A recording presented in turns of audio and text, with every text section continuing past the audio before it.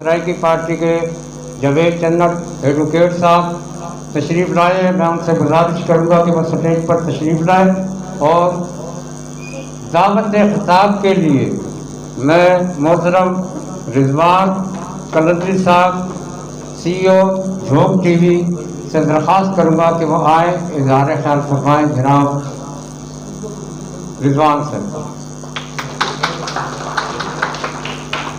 जी बिस्मिल्लाहिर्रहमानिर्रहीम। लखा दरूद व सलाम मोहम्मद वाले मोहम्मद। बहुत शुक्रिया, बहुत मेहरबानी कि मैं नाचीज़ फकीर को हुसैन काबिल समझा, दावत की थी। मैं अपने गल का आगाज इस शेर के नाल करे सा कि मेरे दिल विच दर्द सरायकी दा, मेरे दिल विच दर्द सरायकी दा, मेरी हर ताबीर सरायकी दी।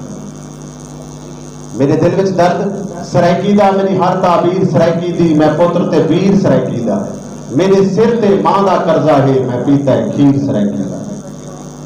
साडे ई वसेब विच रहण वाले लोग, साडे वसेब विच बसण वाली तमाम कौमां मेरे वास्ते काबिल एहतराम है, काबिल इज्जत है। तो जितनियां ज़बानां बोलने वाले लोग हैं, वो बलोच होवे, पंजाबी होवे, पख्तून होवे, कहीं भी उदी मां की कोई भी जबान हो, असा सारे के सारे वसेबजादे से। और उस तो बाद जड़ा कि तैन वसेब का हालात है, वो भी मैं एक छोटे जे डोड़े दे विच तुहाडी समाता की नज़र करे सा कि राती सुता ते ख्वाब डिठा है, राती सुता ते ख्वाब डिठा है, अजीब मंजर जनाब डिठा है। राती सुता ते ख्वाब डिठा है, अजीब मंजर जनाब डिठा है। बुलबुल दी कमला हंज नहीं सुखदी, मैं कां दी चुंझ च गुलाब डिठा है। ये वसेब एक बुलबुल है, इथों दे वासी बुलबुल तो खटके नहीं, लेकिन बदकिस्मती कि कां जिहड़ा है वो गुलाब का फुल चुंझ च पाती बैठा है। वो हर हवाले दे नाल ई वसेब दे बुकला दी असां गल करूं, ये वसेब दे उन्होंने पुत्रों की गाल करूं कि जिन्हें हमेशा अपने खिते की गाल की है। मैं पहले गुजारिश कर गया कि इन वसेब वास्ते तमाम लोगों की खिदमत है, बेशक पंजाबी बोलने वाले, वो उर्दू बोलने वाले, हर शख्स ये चाहता है कि सारे वसेब खुशहाल हो, सारे वसेब का मजदूर खुशहाल हो, सारे वसेब का किसान खुशहाल हो, क्योंकि सारे नौजवान इतना पढ़ते जरूर। मैं जी गुफ्तगू भी करे सा, मैं ये बकायदा प्रैक्टिकल किया है। सारे नौजवान इतना पढ़ते जरूर, बड़ी सारी मेहनत करेंगे, लेकिन पढ़ने तो बाद जो डिग्री मिल पाती है, वो डिग्री चाह के या तो बस के कैलेंडरों दे, या वो कहीं होटल वेटरों दे, या अगर उनके को थोड़ा जहा सरमाया हो तो बहर के मुल्क बन के या अरबियों के नौकर बनते, या वो अंग्रेजों के नौकर बनते। इनते थोड़ा जहा साकू गौर फिक्र करना पौसी कि आया क्या ये वसेब दे, क्योंकि वासी हैं, वसेब दे पुत्र हैं, ये मिट्टी दे नाल और ये ग्राम की मिट्टी है, औसिया ग्राम की मिट्टी है, ये वो मिट्टी है। मैं समझदा कि इन मिट्टी का कोई भी वासी है वो अपनी मिसाल आप है, उसकी अपनी एक शनाख्त है, उसकी अपनी आप एक अकेडमी है। वो मतलब वकील होवे, क्योंकि कई भी शोबे दे विच मैं मतलब अगर शोबे गिनन लग वजा तो बाकी दोस्त बोर भी वैसे कई भी शोबे दे विच कोई भी फर्द है जिंदा तलक इन वसेब दे नाल है, इन मिट्टी दे नाल है, इन धरती दे नाल है, वो मेरा सलाम है, वो सलाम के काबिल है। क्योंकि असा मेहनत करने वाले लोग इसे, असा जट्टां की औलाद इसे, मतलब है कि सारे बुजुर्गों ने साकू दस्या कि असा मेहनत करनी। और मैं थोड़ी जी गल करे सा वसेब के लोकल मीडिया की, हमेशा तो सारा वसेब जड़ा है ये मीडिया तो महरूम रही है। झोंक TV वसेब की आवाज़, सरायकी वसेब के पुत्र का चैनल है। बल्कि मैं ये समझदा कि जितने भी लोग इतना मौजूद हैं, तमाम लोग मेरे सामने बैठे हैं, ये तमाम लोग एक अकेडमी है। मैं क्योंकि काफ़ी लोगों का नाम नहीं भी जानता, तो मैं समझदा कि तमाम लोग एक अकेडमी की शक्ल चल। हाँ, जब भी मीडिया की झोंक TV वसेब की आवाज़ थोड़ा अपना चैनल है, जिथा तक कोई जरूरत हो, जिथा भी तुम समझते भी असा 24 आवर वर्क करते पे, 24 आवर सारी कोशिश है कि सारे खिते के मजलूम की आवाज़, मजदूर की आवाज़, किसान की आवाज़ जितना तक सारी रसाई है असा उतने तक काम करे पे। लेकिन मैं आज तमाम मेरे काबिल एहतराम जितने भी मौजूद बैठे लोग उन्होंने यह गुजारिश करे कि तुम्हारी सरपरस्ती की सबको जरूरत है, क्योंकि प्राइवेट इदारा है, छोटा जहा चैनल है, इदारा वैसे छोटा तो नहीं होता, इदारा ही होता है, लेकिन सानू तुम्हारी सरपरस्ती की जरूरत है। तुसा लोग अगर सरपरस्ती करे सो तो यकीनन साडे खिते दे विच जितने भी मसाइल हैं असा उन्होंने ज्यादा तो ज्यादा काम कर सकूँ। गल थी पई है इंसाफ की, कानून की। मैं आखिरी गल करके इजाजत चाहता, मैं अक्सर लिखा है कि इतना जेड़े शख्स के कोलों माया है, सरमाया है, वो वक्त, वो इंसान, वो वक्त का हक है। जिहदे कोल माया और सरमाया नहीं, हाई कोर्ट होवे, कचहरी होवे या ओवरऑल असा बाकी हॉस्पिटलों की हालत ले गिनो तो उठा सानू सिर्फ और सिर्फ एक मजदूर रुलदा नजर आता है। और माशाल्लाह अच्छा तुसा एक सेमिनार रखा है, मैं तो मुबारकबाद लेना, क्योंकि ऐसे दोस्तों का इकट्ठ होना चाहिए। बहुत शुक्रिया, बहुत मेहरबानी। सरकार आप बहुत अजीम हैं, इतने अजीम हैं कि बस खुद को तबाह कर लिया और मलाल भी नहीं। अजीज़ दोस्तों, ताहिर इल्मास ने जो पासनामा आपके सामने पेश किया उसमें बड़े सगीर की पूरी तारीख समोदी है और सब ने समाअत किया। मज़ीद कुछ बात कहने की नहीं छोड़ी ताहिर इल्मास ने, लेकिन उसमें जो एक फ़िक्रा इन्होंने शामिल किया है कि जैसे आवाम होते हैं ऐसे ही हुक्मरान होते हैं, हम इससे बिल्कुल इत्तेफाक नहीं करते। अवाम ईमानदार हैं, दयानतदार हैं, जफाकश हैं, मेहनतकश हैं और अरक रेजी से इस धरती पर रोजी कमाकर अपनी जिंदगी गुजारते हैं। जबकि यहाँ जो भी हुक्मरान आता है वो बूटों वालों, टोपी वालों की मिन्नत समाजत करके उनके बूटों पर अपने रुमाल फेर कर ज़ियाउल्लाह की तरह इख्तियार नशी होता है। अवाम यहाँ के अजीम हैं और ये धरती उससे भी ज्यादा अजीम है जिसने ये अजीम सपूत पैदा किए हैं। इस मुल्क में दो तबके हैं, एक लूटने वाला, एक लुटने वाला, एक डकैती मारने वाला और एक डकैती का शिकार होने वाला। पाकिस्तान की जो 80% आबादी है वो मेहनत कशों पर मुश्तमिल है। उनके जेबों पर डाका डाला जाता है। आज पाकिस्तान की रियासत के ऊपर जो हुक्मरान हैं, जो पार्लियामेंट है, उस पार्लियामेंट पर किसका कब्जा है? शुगर मिल मालिकान का, शुगर मिल मालिकान का, फ्लोर मिल मालिकान का। भाई यहां के मेहनतकश बड़ी अंग्रेजी से जमीन का सीना चीरकर गंदम उगाते हैं, उनके गंदम बिकती है 1400 रुपये मन, 1500 रुपये मन, और जब वो आटा खरीदने जाता है तो 80 रुपये किलो। भाई क्या जुल्म है ये?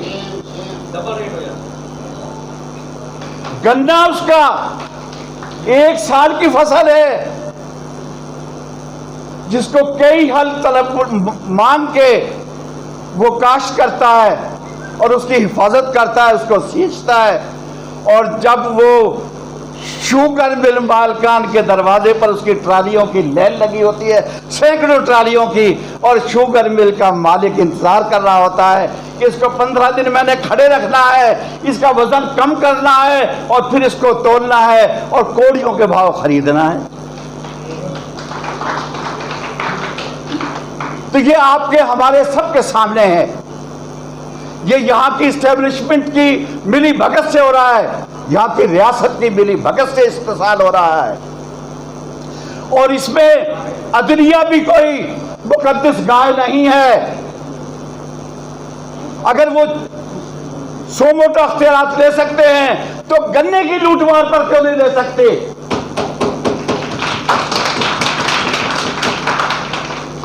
तो अजीज दोस्तों, ये सारी तौहीने अदालतें हमारे लिए हैं, मेहनतकशों के लिए हैं, किसानों के लिए हैं, गरीबों के लिए हैं, जफाकशों के लिए हैं। और सो मोटो किसके लिए है? हुक्मरान तबकात के लिए है। ये तबकाती तफरीक कौन पैदा कर रहा है? हुक्मरान पैदा कर रहे हैं। ये गुमाश से हुक्मरान हमें नहीं चाहिए। यहां मेहनतकशों की बालादस्ती कायम करना होगी, जो जमीन का सीना चीरकर इस धरती के सपूतों को खुराक फराहम करता है, गन्ना फराहम करता है, तन ढांकने के लिए कपड़ा फराहम करता है और मुर्दों के लिए कफन फराहम करता है। तो मैं आपके और अपने मौजूद मुक़र्रिरीन के दरमियान हाइल बिल्कुल नहीं होऊंगा और मैं आप सबसे इजाज़त चाहूँगा, और अगर मैंने कोई गुस्ताखी की हो तो उसकी माज़रत भी चाहूँगा आपसे, हुक्मरानों से नहीं, इस्टेब्लिशमेंट से नहीं। बहुत शुक्रिया, बहुत शुक्रिया। मजदूर इत्तेहाद, मेहनतकश इत्तेहाद, ये जितने हुक्मरान आए सब ने कहा हम तलबा तंजीमें बहाल करेंगे। जो ज़िया-उल हक ने पाबंदी लगाई थी, किसी ने बहाल की? नहीं की। किसी ने अपना वादा पूरा किया? नहीं किया। अजीज दोस्तों, ये आपको जद्दोजहद करनी पड़ेगी और अपने हक को छीनना पड़ेगा। बहुत शुक्रिया। अवामी वर्कर पार्टी सराइकी वसीर के सदर जनाब फरज अब्बास खान साहब से दरख्वास्त करूंगा कि वो आए और अपने ख्यालात से हमें मुस्तफ़ीद फरमाए। जनाब फरज अब्बास साहब।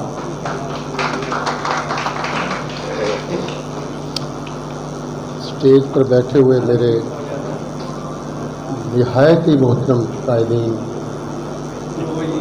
जनाब जावेद हाशमी साहब, मलिक हैदर उस्मान साहब, मंजूर गिलानी साहब, चौधरी अनवर साहब, लियाकत चौहान साहब और दीगर मेरे दोस्त और मेरे तमाम हाज़रीन, मैं सबसे पहले तो मुंतज़मीन का बहुत मशकूर हूँ कि उन्होंने सूरज को तो जहाँ बिठा दिया और बुध जैसे निहायत ही कम रोशनी वाले सितारे को खड़ा कर दिया कि मैं आइन की बालादस्ती और जमहूरियत के इस्तेकाम और फलां फलां मौजू पर बात करूँ।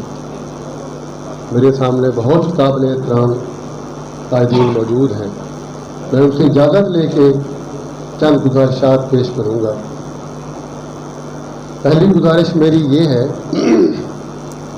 कि एक दोस्त यहाँ सबसे पहले तकरीर फरमा के रफू चक्कर हो गए,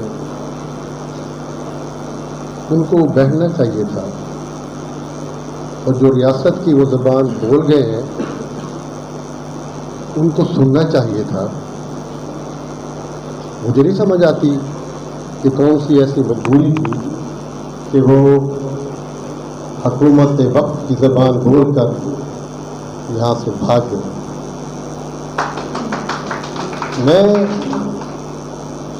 उनकी बातों का जवाब नहीं दूंगा, न देना चाहता हूँ।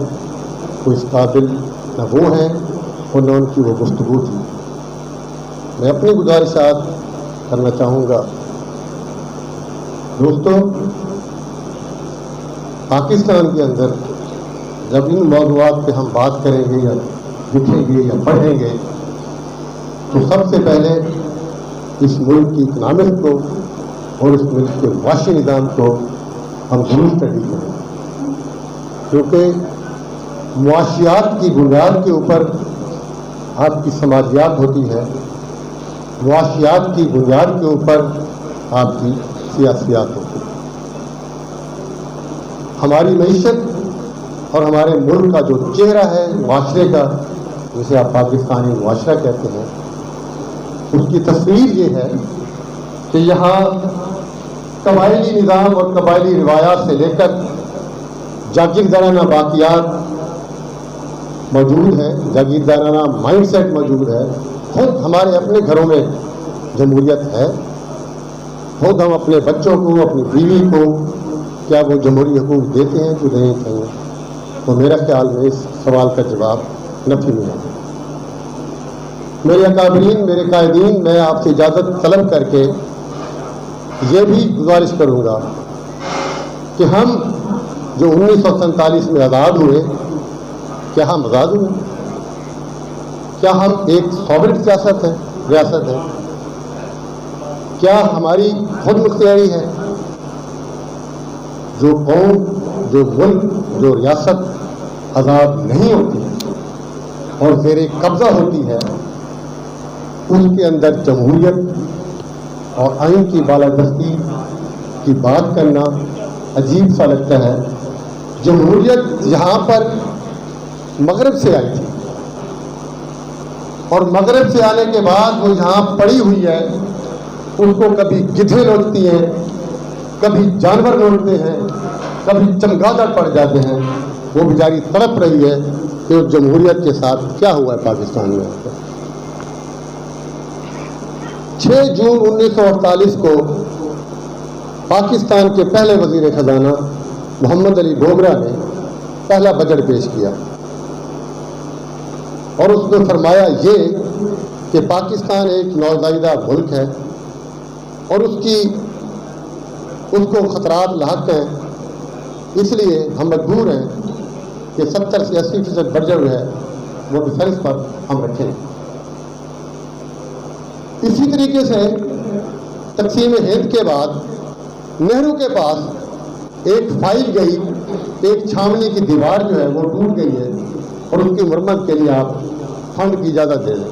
तो कई महीने पड़ी रही। उसके मिलिट्री सेक्रेटरी ने उनको कहा कि जी आप इजाज़त दे दें। उन्होंने कहा जी मुझे पता है मेरे पास वो फाइल पड़ी हुई है, लेकिन मैं इतना जल्दी उनको अपने सर पे सवार नहीं करूँगा।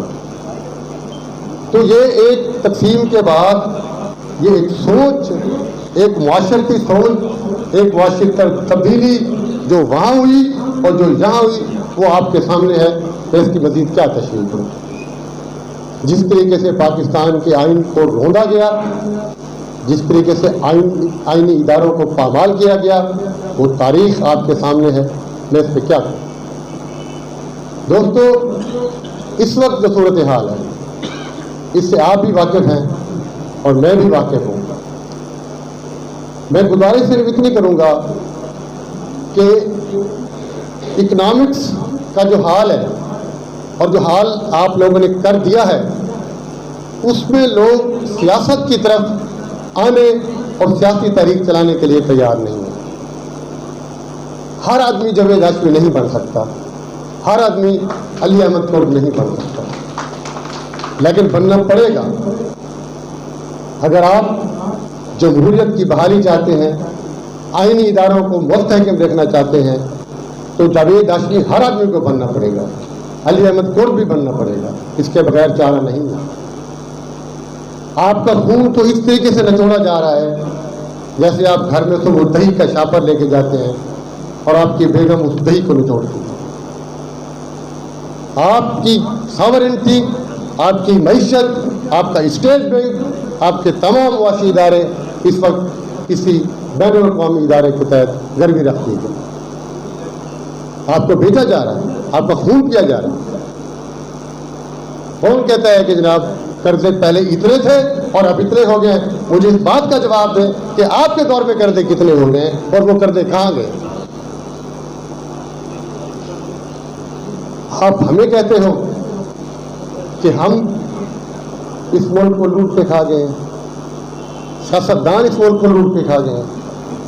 सियासतदानों का पैसा बाहर पड़ा हुआ है, सियासतदानों का पैसा अंदर नहीं आ रहा। आप अपने गिरबान पे झांक के देखें कि आपके कितने साथे बाहर हैं, और आप ये भी बताएं कि आपको पूछने वाला भी कोई नहीं, आपकी अकाउंटेबिलिटी भी कोई नहीं। साथियों, मैं आप दोस्तों से और अपने काबरीन से यही गुजारिश करूंगा कि मेरी पार्टी अवामी वर्कर्स पार्टी एक छोटी पार्टी है, मजदूरों और किसानों और दरमियाने तबके की नुमाइंदा पार्टी है, और हम इस मुल्क में समझते हैं कि बुनियादी तब्दीली उस वक्त तक नहीं आ सकती जब तक यहाँ पर समाजी ढांचा जो है वो नहीं टूटता। जब तक समाजी ढांचा नहीं टूटेगा उस वक्त तक बुनियादी तब्दीली नहीं आती। लेकिन उस बुनियादी तब्दीली के सफ़र तक और उस समाजी ढांचे को तब्दील करने के सफ़र तक हम यहाँ पर कायम सियासी पार्टियों की जो अकट्ठ है, जिसे आप पीडीएम कहते हैं, हम उसके साथ, बावजूद इसके कि हम उसमें शामिल नहीं हैं, लेकिन हम उनके साथ हैं। हम इसलिए उनके साथ हैं कि जमहूरियत हमारी ज़रूरत है, आइन की बालादस्ती हमारी ज़रूरत है, अमन हमारी ज़रूरत है। यहाँ का शर्म आनी चाहिए। वज़ीर इत्तलात जो है वो ये खड़ा होकर कहता है कि ये रियासत दहशतगर्दों से नहीं लड़ सकती, रियासत दहशतगर्दों के सामने कमज़ोर है। तो फिर किस आइन की बहाली की हम बात करें, किस कानून की बहाली की बात करें। मैं आखिर में आप दोस्तों से यही गुजारिश करूंगा कि हमारे दरमियान, हमारे इस इलाके की शान, मेरा उनसे सियासी इख्तिलाफ हो सकता है और है, मेरा हक है, लेकिन मैं ये फ़ख्र के साथ कह सकता हूँ कि फसाई कुव्वतों के खिलाफ, डिक्टेटरशिपों के खिलाफ और बड़े बड़े जुगातियों के खिलाफ अगर यहाँ आवाज़ हक बुलंद की है तो हमारे जावेद हाशमी ने की है, और हम सब जावेद हाशमी हमें बनना चाहिए।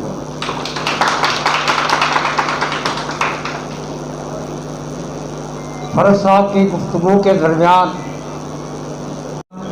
जो हाई कोर्ट बार की लाइब्रेरी सेक्रेटरी तशरीफ लाई है, हम उन्हें खुशामदीद करते हैं। और अब मैं दावत खिताब के लिए जमात इस्लामी लेबर बैंक जिला मुल्तान के सदर हाफिज अब्दुल रहमान साहब से गुजारिश करूँगा कि वो तशरीफ लाए और अपने ख्यालात से हमें मुस्तफ़ीद फरमाए। जनाब हाफिज अब्दुल रहमान साहब। नहमदुहु व नुसल्ली अला रसूलिल करीम, अम्मा बाद। मोहतरम जनाब जावेद हाशमी साहब, मोहतरम जनाब सैयद मंजूर गिलानी साहब, मोहतरम ताहिर अलमास जट साहब, मुअज़्ज़िज़ मेहमान गिरामी, ये जो पाकिस्तानी माशरा और आइन की बालादस्ती की बात है, मुकर्ररीन ने बहुत सारी बातें वो कर दी हैं। मैं सिर्फ इतना कहना चाहता हूँ कि बर्रे सगीर पर पहले एक ईस्ट इंडिया कंपनी जो है उसने राज किया, और उस ईस्ट इंडिया कंपनी को वो सब लोग जो है वो सामने जानते थे कि ये गासिब हैं और बाहर से आए हैं और बदेसी हैं। उन्होंने उनके ख़िलाफ़ यहाँ के लोगों ने मुत्तहद होकर एक मूवमेंट और एक तहरीक शुरू की, और अंग्रेज़ को बिलाखिर जो है वो बर्रे सगीर से जाना पड़ा। उसने जो उस वक्त यहाँ पर रूल्स और कवानीन बनाए, जो स्ट्रक्चर खड़ा किया, जो इदारे बनाए, तो उसने उस स्ट्रक्चर को अपनी सहूलत के लिए जो है वो खड़ा किया था। अपनी ज़रूरियात को देखते हुए उन्होंने यहाँ पर यह स्ट्रक्चर खड़ा किया, और उसके अंदर जो है दो तबकाती निज़ाम पैदा किया कि एक तबका वो था कि जो अंग्रेज़ों का सहूलतकार था, और दूसरा तबका उन्होंने आम आदमियों का, आम लोगों का रखा। और इन दोनों तबकात के लिए कानून की तफरीक जो है वो उस वक्त उन्होंने पैदा की। बालादस्त तबके के लिए, ताकतवर तबके के लिए उन्होंने कानून जो है उसका इस्तेमाल किसी और तरीके से रखा, और आम और मज़लूम आदमी के लिए कानून वो किसी और तरीके से जो है उसको इस्तेमाल किया गया। जब अंग्रेज़ चला गया, अंग्रेज़ों के जाने के बाद वो इस खित्ते की तकदीर ख़ास तौर पर पाकिस्तान को वो उन लोगों के हवाले करके गया कि जिसको उन्होंने अपने सहूलतकारी के लिए पैदा किया था। और वो एक ईस्ट इंडिया कंपनी के जाने के बाद दूसरी ईस्ट इंडिया कंपनी जो है वो हमारे ऊपर मुसल्लत हो गई, और वो जिनके बारे में अभी अभी लोगों ने बहुत सारी बातें की हैं कि उस वक्त तो वो हमारे सामने जो साम्राज्य था वो सामने था, और फिर जो साम्राज्य है उसके बारे में किसी शायर ने कहा है कि सांप छुपते भी नहीं, सामने आते भी नहीं, कैसा पर्दा है कि चिलमन से लगे बैठे हैं। तो ये जो चिलमन के पीछे जो लोग हैं, जो नज़र नहीं आते, इस पूरे सिस्टम को प्रोटेक्ट करते हैं, कानून को रोनते हैं, आइन को रोनते हैं। असल मसला जो है वो तबका और वो इदारे और वो लोग हैं कि जो पाकिस्तान के अंदर आइन की बालादस्ती नहीं होने देते, जो माशरे के अंदर शऊर के फ़रोग़ के अंदर रुकावट हैं, जो माशरे के अंदर कानून की हुक्मरानी के अंदर रुकावट हैं। मैं इन्हीं अल्फाज के साथ इजाज़त चाहता हूँ। शुक्रिया, बहुत शुक्रिया। फलाई पार्टी के रहनुमा जनाब शहराज अब्बास साहब से दरख्वास्त करूँगा कि वो आएँ और इज़हार ख्याल फरमाएँ। बिस्मिल्लाहिर्रहमानिर्रहीम। हाज़रीन स्टेज, हाज़रीन महफिल, सबसे पहले तो हमारे आज के होस्ट मोहतरम ताहिर अलमास साहब का बहुत शुक्रिया जिन्होंने आज ये महफिल सजाई। और बड़ी हिम्मत की बात है कि इसमें मुख्तलिफ़ जगहों से, मुख्तलिफ़ सूबों से, शहरों से लोग शामिल हुए। मंजूर गिलानी साहब, पाकिस्तान पीपल मूवमेंट का भी शुक्रिया जिन्होंने मुझे इसकी दावत दी ताहिर अलमास साहब की तरफ से, जो हमारे यहाँ पाकिस्तान में पिछले 4-5 दहाइयों के एक उसूली समाजी सियासी रहनुमा है। आपको बदकिस्मती से हमारे यहाँ ऐसा मॉडल कम मिलेगा। और कौन सा मॉडल कामयाब मिलेगा आपको? वही फ्यूडल्स का, इंडस्ट्रियलिस्ट का, सरमायादारों का, जागीरदारों का, इलेक्टेबल्स का, जिसकी वजह से आज तक हम यहाँ पहुँचे हैं।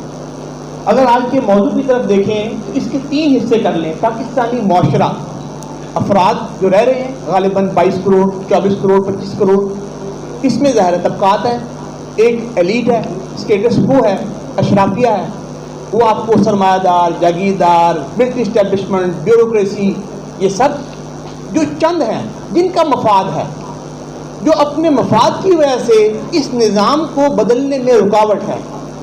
आज 74 साल बाद हमारा माशी निज़ाम, हमारा सियासी निज़ाम, हमारा पुलिस का निज़ाम, हमारा जुडिशरी का निज़ाम, हमारा तालीम का निज़ाम, हमारा सेहत का निज़ाम, ये कोलैप्स हो गया है। आप में से कोई भी ये नहीं कह सकता दिल पे हाथ रख के कि मुझे अपने अदालती निज़ाम पे इत्मीनान है, मुझे अपने पुलिस के निज़ाम पे इत्मीनान है, मुझे अपने तालीम के निज़ाम पे इत्मीनान है, मुझे अपने इंतखाबी निज़ाम पे इत्मीनान है। ये हैं हम आज यहाँ खड़े, ये है हक़ाइक़।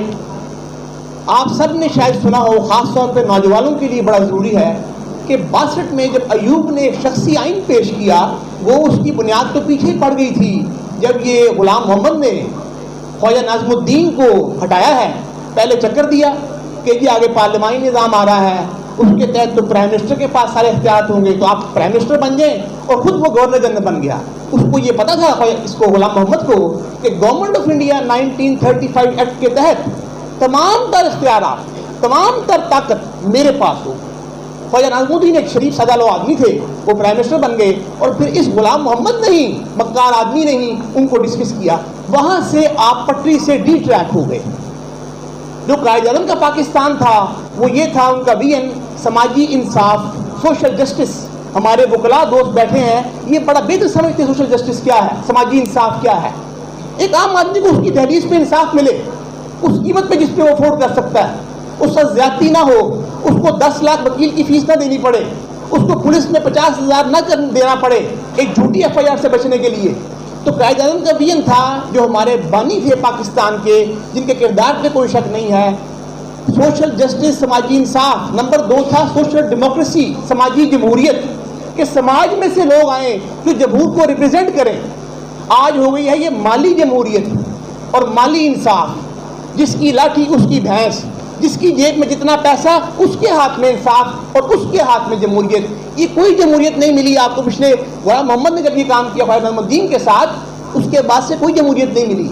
जो जमहूरियत का प्रचार करते रहे हैं ये भी मुफाद परस्त होला है। मैं किसी का नाम नहीं लेता, आप जितनी मर्जी हुकूमतें गिन लें, भुट्टो गिन लें, नवाज शरीफ की गिन लें, आज की गिन लें, बेनज़ीर की गिन लें, मुइन आया था मुइन कुरैशी उसकी गिन लें। तो लिहाजा वहाँ से बुनियाद हो गई हमारी ख़राब।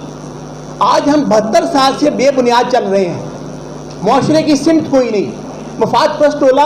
हबीब जालिब ने कहा था 22 करोड़ इंसानों जिंदगी से बेगानो, सिर्फ चंद लोगों ने हक तुम्हारा छीना है, खा कैसे जीने पे, ये भी कोई जीना है। दीप जिसका महल्लात ही में जले, चंद लोगों की खुशियों को लेकर चले। दीप जिसका महल्लात ही में जले, चंद लोगों की खुशियों को लेकर चले। ऐसे दस्तूर को, सुबह बेनूर को मैं नहीं मानता, मैं नहीं जानता। वो 60 में कह रहे हैं, वो तो 2 मिनट दे दीजिए, मैं लाहौर से आया हूँ, मेहरबानी आपकी। वो 60 में कह रहे हैं 20 रुपये है मन्नाटा, फिर भी है सन्नाटा। गौहर सहगल आदम की बने हैं बिरला और टाटा। हम 60 साल बाद भी अटक रो रहे हैं आज। ये है हमारी जमहूरियत, ये है वो मफाद परस्त टोला। न कहें किसी को अपने गिरेबान में झांके, हमारे अंदर मसला है। हम सियासतदानों ने सही मॉडल नहीं पेश किया किरदार का, अमानत का, दयानत का, सदाकत का, अहद का, कौल का। हमने वोट खरीदे हैं, हमने लोगों को धोखे दिए हैं, इसलिए फिर हमारा ये हाल होना ही था। छोड़ दें लोगों में कीचड़ उछालना, अपने आप को ठीक करें। हम 3 करोड़ खानदान हैं, वो अयूब दौर में 22 थे, आज 2200 हो गए होंगे। हम तो 3 करोड़ हैं, हम क्यों नहीं इकट्ठे हो सकते एक कॉज के लिए, अपने लिए, आपस के लिए। दूसरा आपका है आइन की बालादस्ती। आप आइन निकाल लें, अपना भी, इंडिया का भी। आप सारे लॉयर मुझसे बहुत बेहतर जानते हैं, आपका आइन आधे से ज़्यादा सेम है इंडिया और पाकिस्तान का।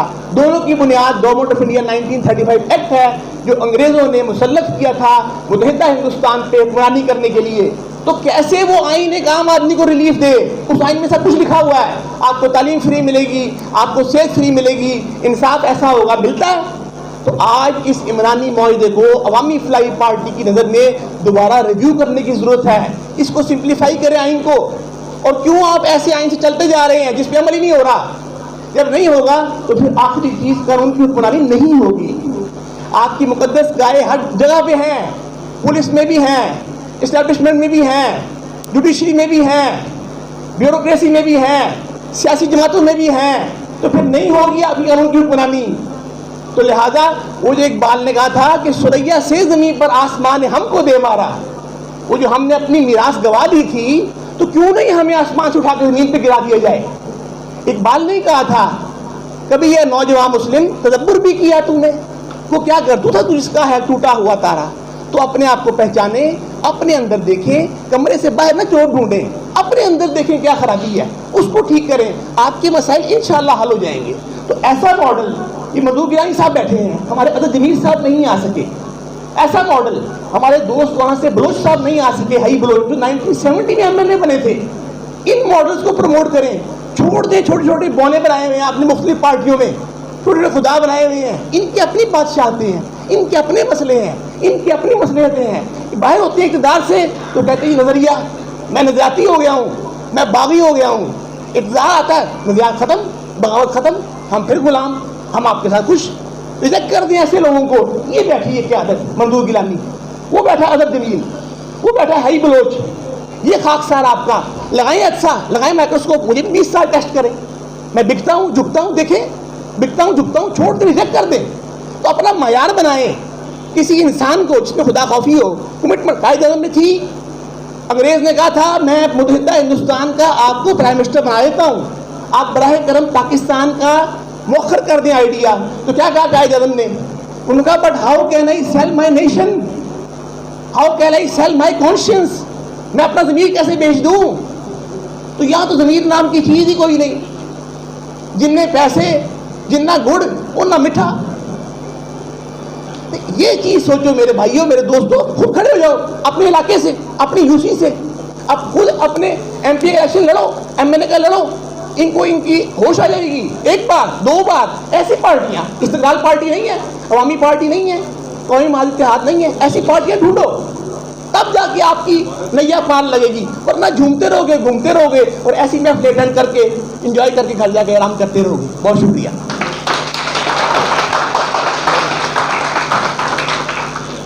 अब मैं जितने भी वकला हैं, मैं समझती हूँ सबसे ज़्यादा बेहतर यही जानते हैं कि कितनी हद तक कानून की हुक्मरानी है इस मुल्क में। हम कॉन्स्टिट्यूशन की बात करते हैं और कॉन्स्टिट्यूशन में हमारे हकूक़ वाज़े कर दिए गए हैं, लेकिन उसकी इम्प्लीमेंटेशन कहाँ पे हो रही है वो हमें कहीं नज़र नहीं आती। मैं हालांकि लाइब्रेरी सेक्रेटरी हूँ हाई कोर्ट बार की, हमारे साबिक सदर साहब भी बैठे हैं, इनको भी अच्छी तरह मालूम है ये भी ओहदेदार रहे हैं, कई बार ओहदेदार रहे हैं और बहुत अच्छा वक्त गुजारा है इन्होंने। बहुत दबंग हमारे ये सदर साहब रहे हैं।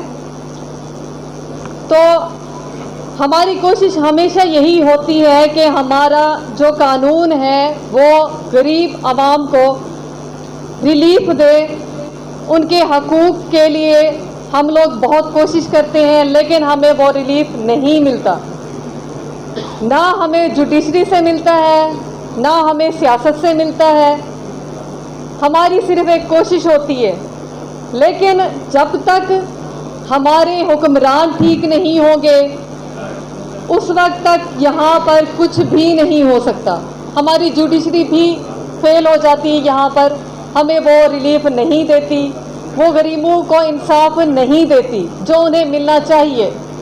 यहाँ पर भी वही सारा तबका, वही तबकाती जंग, वही सारा कुछ चल रहा है जो बाकी जगहों पे चल रहा है, बाकी इदारों में चल रहा है। कानून बना तो दिए जाते हैं, लेकिन उसकी अमल दरामदगी के लिए भी हुकूमत को कदम उठाना पड़ेगा, लेकिन वो कहीं भी नहीं है। अभी यही देखें कि महंगाई की चक्की में पीसकर ये अवाम को किसी और तरफ सोचने की मोहलत भी नहीं दे रही ये वाली हुकूमत। अब यही हुकूमत नारा लगाती थी कि हम नया पाकिस्तान बनाएंगे, वो तो बना के दिखा दिया इन्होंने। इतनी ज़्यादा महंगाई कभी किसी भी दौर में रही है, आप सब लोग गवाह हैं इस बात के। तो ये है हमारा नया पाकिस्तान, जिसमें गरीब को कहा गया कि गुर्बत ख़त्म हो जाएगी। गुर्बत नहीं, गरीब आवाम ही ख़त्म हो जाएगी। उनका तो मेरे ख्याल में मोटिव ही यही है कि गरीबों का ही ख़त्म कर दिया जाए। तो बहुत ज़्यादा जुल्म हो रहा है, अब इस चीज़ को ख़त्म होना चाहिए। उसके लिए हम सबको ये बहुत अच्छा कदम उठाया गया है, यहाँ पर ये जो सेमिनार कराया गया है, और इस चीज़ के ये मैं समझती हूँ खिराज तहसीन के मुस्तहिक हैं कि इस जुल्मत के दौर में ये सारा कुछ हो रहा है। हम लोग यहाँ पर मौजूद हैं, हम कम अज़ कम सिर्फ आवाज़ उठा सकते हैं। इसके अलावा मेरे ख्याल में हम जितनी भी कोशिशें कर लें, ये जब तक हुक्मरान कुछ नहीं करेंगे कुछ भी नहीं हो सकता। और ये आप सब लोगों को मिलकर इसके लिए जद्दोजहद करनी पड़ेगी। शायद कभी हमारे दिन फिर जाए, वरना उम्मीद तो कोई नहीं है। चलें, बहुत शुक्रिया। मैंने जो कुछ जो मेरी तर्जमानी है वो सबसे पहले अब्दुल खावर साहब ने कबीरवाला से आके अपनी शायरी में वो सारी पढ़ दी। उसके बाद जो रही सही कसर थी वो सजाद सिकरा साहब ने निकाल दी, और उसके बाद जावेद चन्नर साहब और फरहत अब्बास साहब ने वो जो कह दिया जो मैंने कहना था। अब मेरे पास कहने के लिए कुछ है नहीं है और वक्त बहुत कम है, और थोड़ी देर के बाद यानी मेरे पीछे खड़ा हो जाएगा आकर। तो मैं सिर्फ इतना अर्ज करना चाहता हूँ कि आज का जो टॉपिक है वो है कानून की हुक्मरानी। कानून की हुक्मरानी मशरूत है आइन की बालादस्ती के साथ, आइन की बालादस्ती मशरूत है जमहूरियत के साथ, और जमहूरियत मशरूत है सरकारी समाज के साथ। और पाकिस्तान का जो मुआशी ढांचा है वो जागीरदाराना है, उसका जमहूरियत के साथ कोई तालमेल नहीं है। ये पहली बात आप नोट कर लें। दूसरी बात, आप रियल जमहूरियत पाकिस्तान में उस वक्त तक ला ही नहीं सकते जब तक हमारे जो सीनियर साथी हैं वो टीवी टॉक शो पर आकर बैठते हैं तो वो लफ्जों का गलत इस्तेमाल करते हैं, उससे एक मुगालता पैदा होता है, और वो मुगालता ये है कि फौज एक अदारा है। साथियों, 1973 के आइन के अंदर अदारे सिर्फ 3 हैं, मुकन्ना, अदलिया, इंतजामिया, बाकी सब महकमे हैं। जिस दिन आपने आवाम को ये बावर करा दिया और कि सिर्फ 3 अदारे हैं और आइन की सुपरमेसी है, उस वक्त हमारे अंदर तब्दीली आना शुरू हो जाएगी। हमने एक महकमे को सब पे चढ़ा लिया है, अदारा अदारा अदारा अदारा कहकर। और मुझे रिजवान भाई की तरफ से एक हुक्म मिला था कि मैं कह नहीं सका, तो जरा कह देना कि ये झोज चैनल का जो है वो है प्रोग्राम मुल्क 25 नवंबर जुमेरात को 6 बजे बामकाम स्टारलेट सेंटर डेराडा में, तो उसमें भी आप तशरीफ लाए। बहुत मेहरबानी।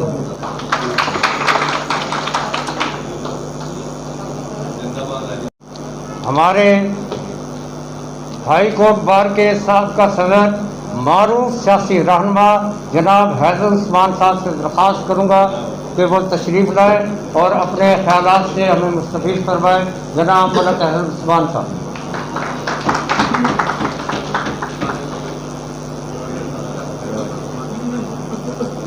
बिस्मिल्लाहिर्रहमानिर्रहीम। जनाब सदर मंजूर गिलानी साहब, जनाब मखदूम जावेद हाशमी साहब, मेरे नहायत वाजिबुल एहतराम पॉलिटिकल वर्कर्स, पार्टी के लीडर्स, मैंने पाकिस्तानी सियासत के मुख्तलिफ अदवार देखे। एक दौर था जब हमारा तालिब इल्मी में गिलानी साहब, जनाब हाशमी साहब बड़े मारूफ लीडर थे हमारे।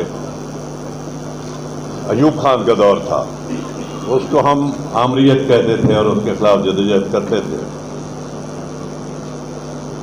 1965 2 जनवरी 1965 को सदारती इंतखाब हुआ। हम तो उस वक्त स्कूल के तालिब इल्म थे, तो बड़ी पुरजोश तहरीक चली और उस वक्त कंट्रोल्ड किस्म की डेमोक्रेसी थी। बीडी मेंबर्स वोट डालते थे। 80,000 मेंबर्स थे पूरे पाकिस्तान, ईस्ट पाकिस्तान, वेस्ट पाकिस्तान में। तो मादर मिल्लत मोहतरमा फातिमा जना कैंडिडेट बनी अयूब खान के मुकाबले में, तो बड़ी ज़बरदस्त तहरीक चली और ज़बरदस्त धांधली के बावजूद बहुत बड़ी तादाद में वोट हासिल किए उन्होंने। रिजल्ट तो उन्होंने जो हासिल करना था साहब इक़्तिदार ने हासिल किया, लेकिन अवाम में बेदारी की एक लहर उठी। फिर 1967, 69, 70 फिर एक सानिया हुआ जब मुल्क टूट गया। उसने भी हमारी सियासत और हमारे माशरे पर बड़े गहरे असरात मुरतब किए। उससे पहले इलेक्शन हो चुके थे 1970 में, जहाँ पर भुट्टो साहब की पीपल्स पार्टी ने इक़्तिदार संभाला और वो बांग्लादेश बन गया। ये दौर वो था जब नए पॉलिटिकल वर्कर पैदा हो रहे थे, सोच के साथ आते, नज़रियात के साथ आते, तब्दीली के लिए जाते थे। कोई सोशलिज्म में ढूंढता था, कोई इस्लामी निज़ाम में ढूंढता था, कोई जमहूरियत में ढूंढता था, कोई समाजी मुख्तलिफ। लेकिन खुशी की बात थी कि पॉलिटिकल वर्कर्स मुख्तलिफ सतह से आ रहे थे और ये एक जिंदा माशरे की निशानी थी। बड़े पुरुमीद थे। 70 के इलेक्शन में इसी पस मंज़र में हमारे फ्यूडल माशरे को थोड़ा सा झटका लगा, मजबूरी तौर पर तो कुछ नहीं हुआ, झटका लगा और लोगों में माशरे में एक इर्ताश पैदा हुआ, जान पैदा हुई जदोजहद के लिए। उस दौर में उससे पहले अयूब खान के वक्त थोड़ी सी ज़राई इस्लाहात हुई, फिर भुट्टो ने इस्लाहात की, फिर 1976 में दूसरी इस्लाहात का ऐलान किया उन्होंने। लेकिन उसके बाद उनका अपने दौर की खामियाँ और खराबियाँ दोनों थी। 77 आ गया, उसमें मार्शल लॉ लग गया, फिर एक नए दौर का आगाज़ हुआ। उसमें बाद में चीफ जस्टिस ऑफ पाकिस्तान जनाब मारूफ इफ्तिखार चौधरी साहब से मुलाकात हुई। मैंने उनको कहा कि हमारे सियासी वर्करों की दहाइयों की जद्दोजहद को आपने एक जुडिशल फैसले से गारत करके रख दिया।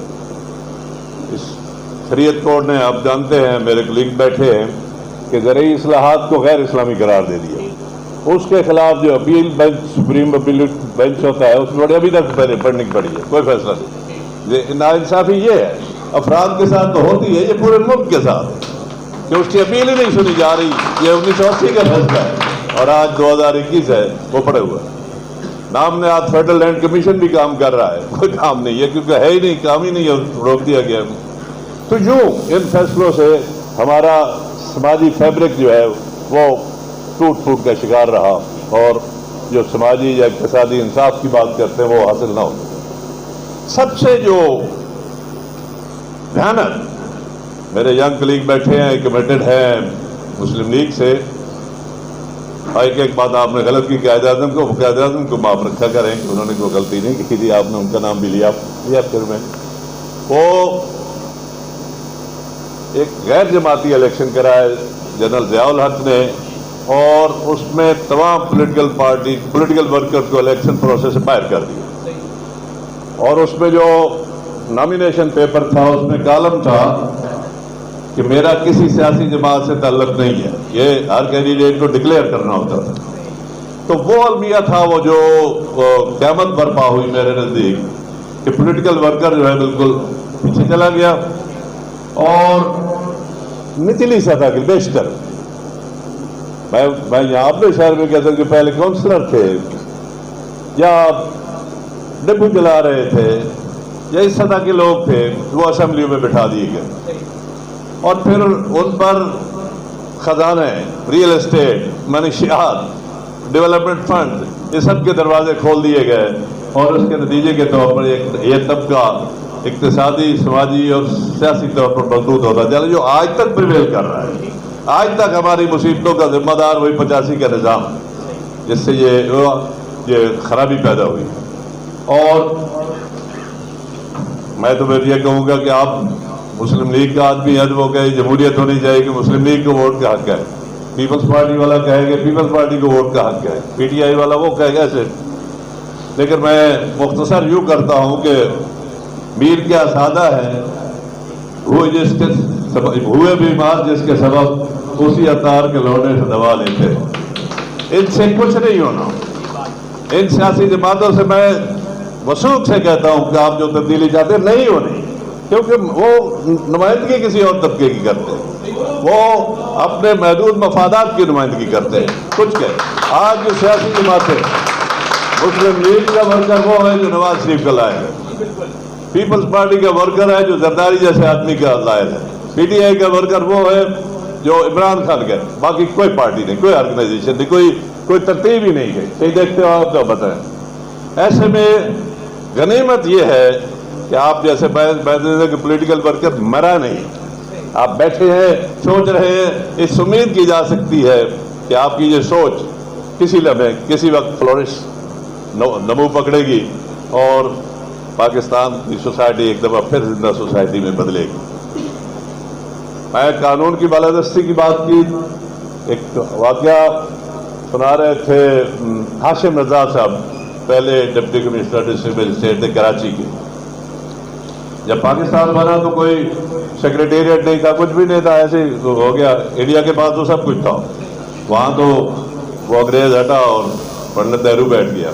यहाँ पर सेक्रेटेरिएट भी नहीं था, तो सेक्रेटेरिएट बनाने के लिए उन्होंने कानून बनाया कि बड़ी बड़ी बिल्डिंग जिस किसी एक बंदे के पास एक से ज़्यादा बिल्डिंग है कराची में, एक एक्वायर की जाएगी। एक सेठ महाटा थे, हिंदू सेठ महाटा, आज भी आप सुनते हो महाटा पैलेस आज भी क्लिफ्टन में है। सेठ महाटा को नोटिस हुआ कि ये जो महाटा पैलेस क्लिफ्टन है ये हम एक्वायर कर रहे हैं। कायदे-ए-आज़म उस वक्त तो कह रहे थे कि जो लोग बैठे हैं माइग्रेट न करें, जहाँ बैठे यहाँ आज़ादी से बैठे कि आपको अपना आज़ाद हो गया अपने काम में, मुल्क छोड़ के ना जाए इधर से उधर। वो सेठ महाटा पहुँचा कायदे-ए-आज़म के पास, कायदे-ए-आज़म आप तो कहते हैं मुल्क छोड़ कर ना जाएं, आप तो हमारी जायदादें छीन रहे हैं। तो वो हाशिम रजा बता रहे थे, सैयद हाशिम रजा बहुत हो गए, कहते उन्होंने मुझे तलब फरमाया। तो उन्होंने कहा कि व्हाट्स द मैटर। तो मैंने कहा सर लॉ ये है कि जिसके पास दो बिल्डिंग है, एक से ज़्यादा है, हम एक एक्वायर कर रहे हैं, शेख के पास इससे वहाँ बड़ी बिल्डिंग दूसरी है तो हम ये ले रहे हैं। तो माटा ने कहा कि कायदे-ए-आज़म आप इनको कह देना मेरी बिल्डिंग छोड़ दे, कोई और ले ले। तो कायदे-ए-आज़म ये मैं रूल ऑफ लॉ की मिसाल दे रहा हूँ। वो कहते कायदे-ए-आज़म ने उंगली उठाई, no no no, I don't have any power, he has explained the position before you, still you have some grievance, go to the court। Quaid-e-Azam का ये नुक्ता नज़र था। आज मुझे इजाज़त दें, डोंट माइंड इट। 1997 में जनाब नवाज शरीफ साहब दूसरी मरतबा वज़ीर-ए-आज़म दादा दरबार तशरीफ ले गए, ये अखबार में रिपोर्ट हुआ। वहाँ पर DG-LDA को कहा कि ये वक्त तोसी और उसमें हो रहा था, एक कर दो, एक कर दो, एक कर दो, एक कर दो, उसने नोट किया। वो उन्होंने जो एस्टीमेट बनाया वो 3 करोड़ रुपए का था। अब LDA जो है वो सूबाई हुकूमत चीफ मिनिस्टर के मातहत होता है। तो अगली दफ़ा 3 महीने के बाद फिर आए, तो फिर चले गए, तो काम कोई नहीं हुआ। तो उसको बड़ा सख्त कहा कि मैंने कहा तो काम क्यों नहीं हुआ। उसने कहा सर हमने वो तैयार कर लिया था, बस सिर्फ आर्डर्स का इंतजार है। मौसूफ ने फरमाया मेरे कहने के बाद भी किसी आर्डर की ज़रूरत है, दिस इज द डिफरेंस। बाबा कहते हैं I don't have any power, मैंने all the power. No I don't have any power. तो जो कायद आज़म सानी है वो कहता है मेरे पे है, कहता तो बस कह देता। फिर ये है हमारी बदनज़मी। जो आपने कहा कि अदारे ख़त्म हो चुके, बिल्कुल ख़त्म हो चुके।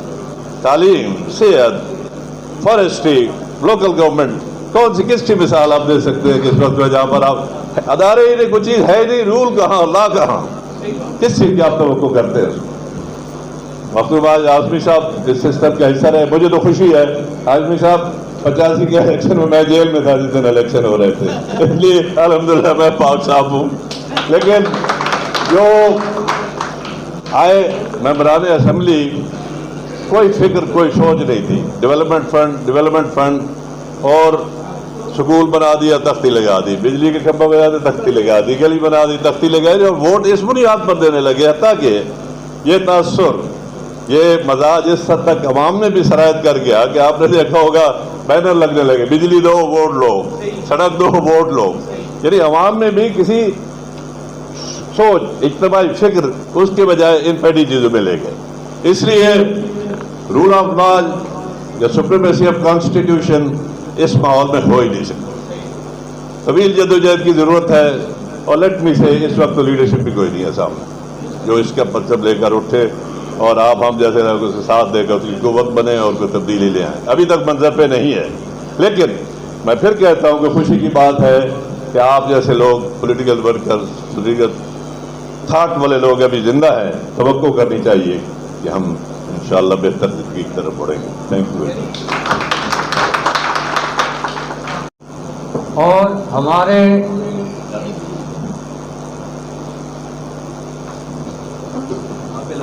भाई कहलाने वाली शख्सियत, हुक्मरान की जबर की आंखों में आंखें डाल के अपनी गुफ्तगू करने वाली शख्सियत मेरी मुराद जनाब जावेद हाशमी साहब आज इस सेमिनार से खिताब फरमाएंगे। मैं दरख्वास्त करूँगा कि आप कम्युनिटी करके उनकी हौसला अफजाई करें।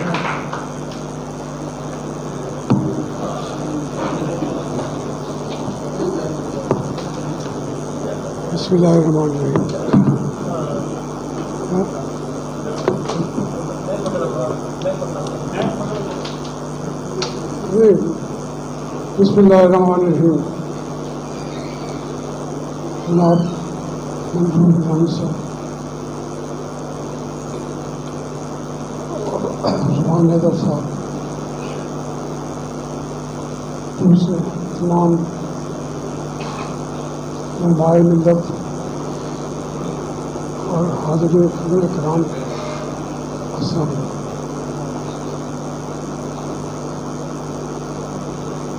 मुझे बताया गया कि मंजूर गिलानी साहब आ रहे हैं और आईनी और कानूनी बातें उसके ज़रिए पाकिस्तानी मुआशरे की तश्कील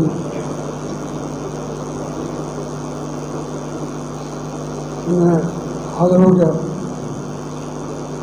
जितनी यहाँ गुफ्तगू हुई है बहुत पुरखौस बातें की गई। उससे बड़े कर हिम्मत की बात है कि पूरा हाल अभी तक भरा बैठा है। मेरा ख्याल था कि इन बातों को सुनने के लिए 20-25 आदमी हो गए, लेकिन जो कह रहे थे कि उम्मीद नहीं है, तो मैं तो समझता हूँ कि यही तादाद उम्मीद दिलाती है। पाकिस्तान के लोग सोए हुए नहीं। तो मलिक उस्मान हैदर साहब ने बातें की। हम तकरीबन 1 आध साल 2 साल मुझसे आगे थे, एक ही स्कूल से हैं, फिर आगे पीछे साथ चलते रहे, इख्तिलाफ राय भी हुआ। और पार्टी में इकट्ठे भी हुए, अलग भी हुए। वो पार्टी न रही, कहीं हम न रहे। हमें एक चीज सोचनी चाहिए कि जो सब कुछ हुआ, मैं गैर उस्मान साहब की बात से एग्री करता हूँ कि नवाज शरीफ ने कहा यूँ करो, मैं आपको कह रहा हूँ। गुजारिश ये है कि ये सारी जो क्यादत है जितनी भी है 60 के बाद वो सारी ही माशाअल्लाह ने पैदा की। उनमें अच्छाइयाँ भी हुई, उनमें खराबियाँ भी हुई। देखने की बात तो ये है कि हमारा आइन या पाकिस्तान वो जो बना था उसके आज तक फैसले किसने किए?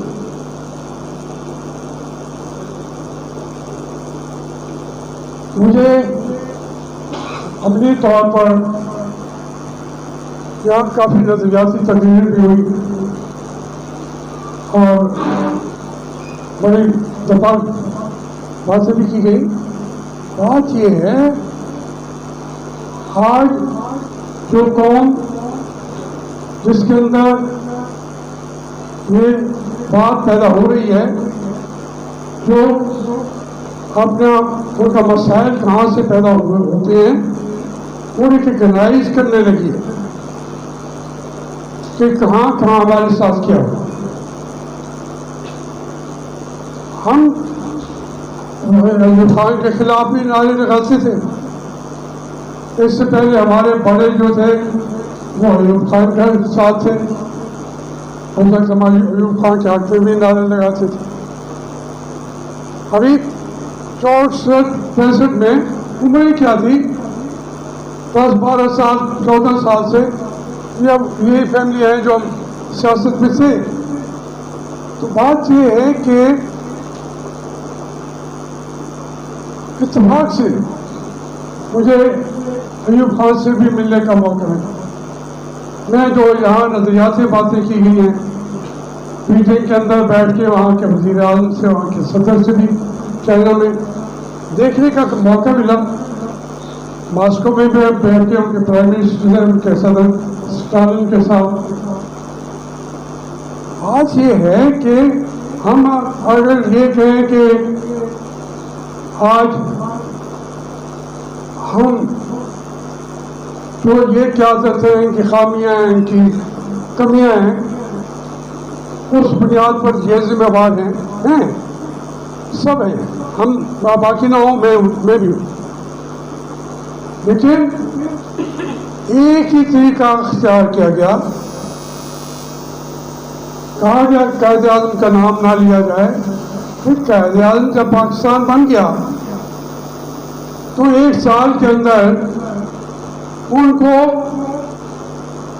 वहाँ ज़ियारत के अंदर जाके जो जंगलात का इलाका, आज भी आप जैसे नौजवान भी ज़ियारत के अंदर वहाँ जा नहीं सकते, रस्ते नहीं है।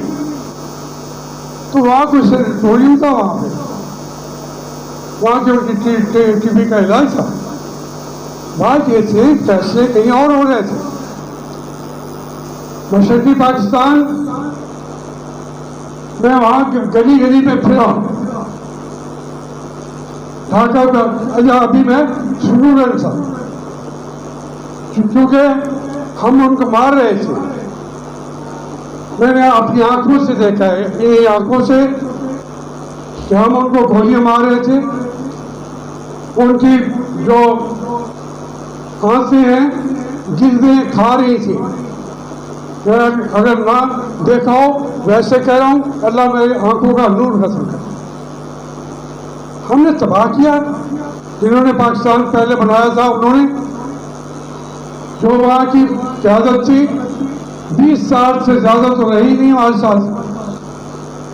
पाकिस्तान बनाने का शौक उनको था, ढाका के अंदर मुस्लिम लीग बनी, वहां बनी। जिन्होंने बनाया था ख्वाजा नाज़मुद्दीन के साथ क्या हुआ, हुसैन शहीद सोहरावर्दी के साथ क्या हुआ, मोहम्मद अली बोगरा जैसे भी था उसके साथ क्या हुआ, कॉन्स्टिट्यूशन वो भी बना के दे गए थे। हम अब अपने मसाइल को रिकग्नाइज करें, फिर आगे चलने का रास्ते मिल सकते हैं। पहली बात तो ये है कि हमारे मुल्क में आइन कभी रहा नहीं है।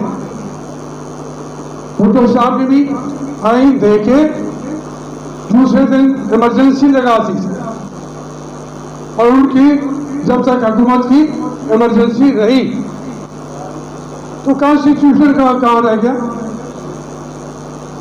जो बाकी थे वो तो थे ही नहीं। अयूब खान कैसे लगा था, वो क्यों आइन देता? तो 62 का आइन उसने बना दिया, तो आइन था नहीं। तमाम चीजें अगर उसकी तनाजुर में देखें, आज भी मशरकी पाकिस्तान को हमारी अस्करी क़यादतों ने धक्का दे के निकाल दिया। याह्या खान साहब का जिक्र नहीं करता हूँ, 4 साल उसकी हुकूमत थी, जुल्म और सितम होता रहा। 1000 मील यहाँ दूर बैठ के हम देख रहे हैं, हमारे पाकिस्तान का बड़ा पाकिस्तान वो था, तो कोई पूछने वाला ही नहीं है। हम इक्का दुक्का बातों को करते हैं, लेकिन जो बुनियादी बातें, अच्छा अगर उन्होंने किया था तो आए उन चारों को जो जनरल थे 5 उनकी कमरों से निकाल के फांसी पे लटकाएं। कराम बिल को नहीं लटकाया था उन्होंने ट्रिफालगर की चौक के ऊपर। तो हम कोई फैसला तो करें। हम उनको वलीउल्लाह समझी रखते हैं, जिक्र नहीं करना चाहते, तो ये रास्ते जो हैं कहाँ खुलेंगे? कहाँ से आएगी जमहूरियत?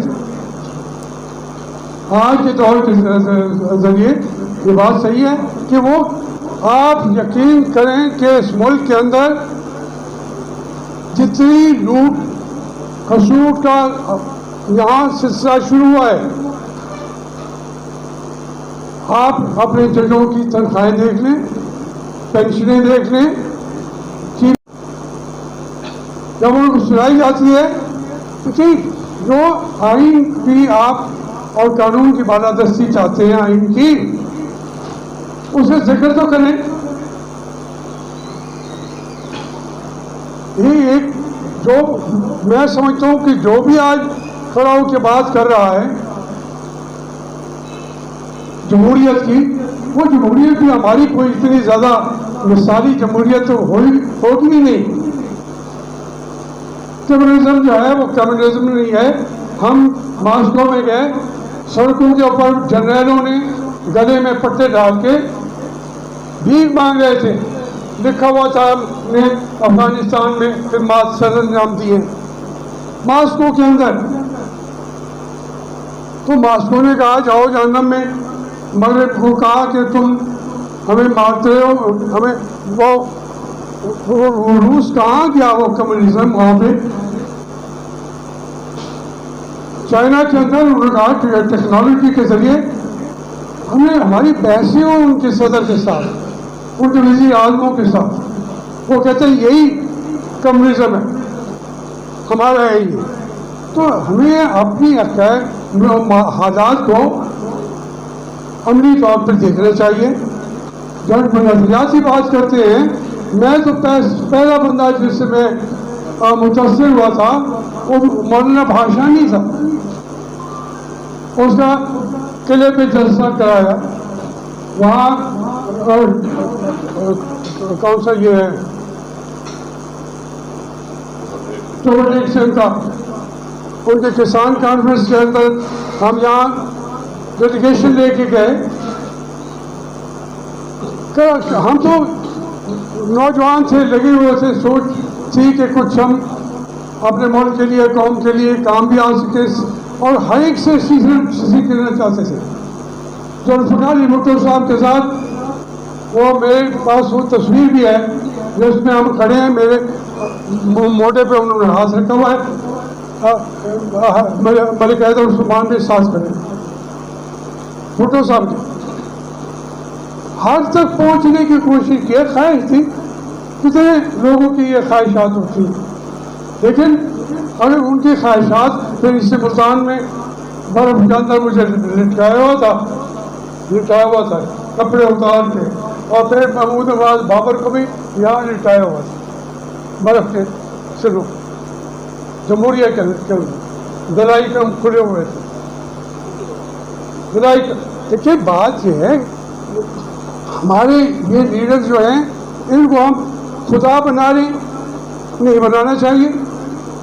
हम अपने हिस्से का काम तो करें, अपनी मेहनत तो करें, और फिर उस वक्त जब आज वो अपनी मर्जी के आदमियों के लेके आ गए इमरान खान साहब को, मैंने कहा नहीं इमरान ये ना करो, तुम कोई डिलीवर भी नहीं कर सकोगे। आज सारे कहते हैं डिलीवर नहीं कर रहा, तो उसको लाश नहीं रहे थे। मेरे सामने, मैं तो तहरीक इंसाफ का सदर था, मेरे सामने ये कहा गया कि नवाज शरीफ को निकालना है हर कीमत पे हमने, और आपको लाना है। ये हमें बताया पूरी कोर कमेटी के सामने, तो ये नहीं है, सबके सामने कहा कि सुप्रीम कोर्ट के प्लान ये था कि बरह रास्त आए ना आए। इमरान ने हमें मुझे आके कहा असेंबली में, अलवी साहब जो है सदर हैं, शफकत महमूद, शीरी मजारी, ये आए, इन्होंने कहा हम आ रहे हैं इमरान खान से मिल के, वो तो काम खराब करो। तो चूँकि मैं बोलता रहता था, उन्होंने कहा कि आप जाएं उनको समझाएं। तो मैं गया, मैंने कहा इमरान खान आप कहते हैं कि, उसने कहा देखें हमें सुप्रीम कोर्ट के जरिए असम्बलियाँ तो हो जाएगी अगर नवाज शरीफ ने, पहले तो नवाज शरीफ का को वो डंडा दिखाएंगे और वो रिजाइन कर देगा। मैंने कहा नहीं, वो उसको मैं जानता हूँ, वो नहीं करेगा। उसने पिछली दफा भी इनके सामने नहीं किए थे जनरल महमूद और इनको इनकार कर दिया। तो मैंने कहा कि वो नहीं करेगा। उन्होंने कहा फिर सुप्रीम कोर्ट है, वो उसमें सिर्फ चंद दिन रहेंगे, तसद्दुक़ गिलानी चले जाएंगे, तो जो दूसरे हैं वो फिर उससे उनका हर चीज़ क्लियर है। वो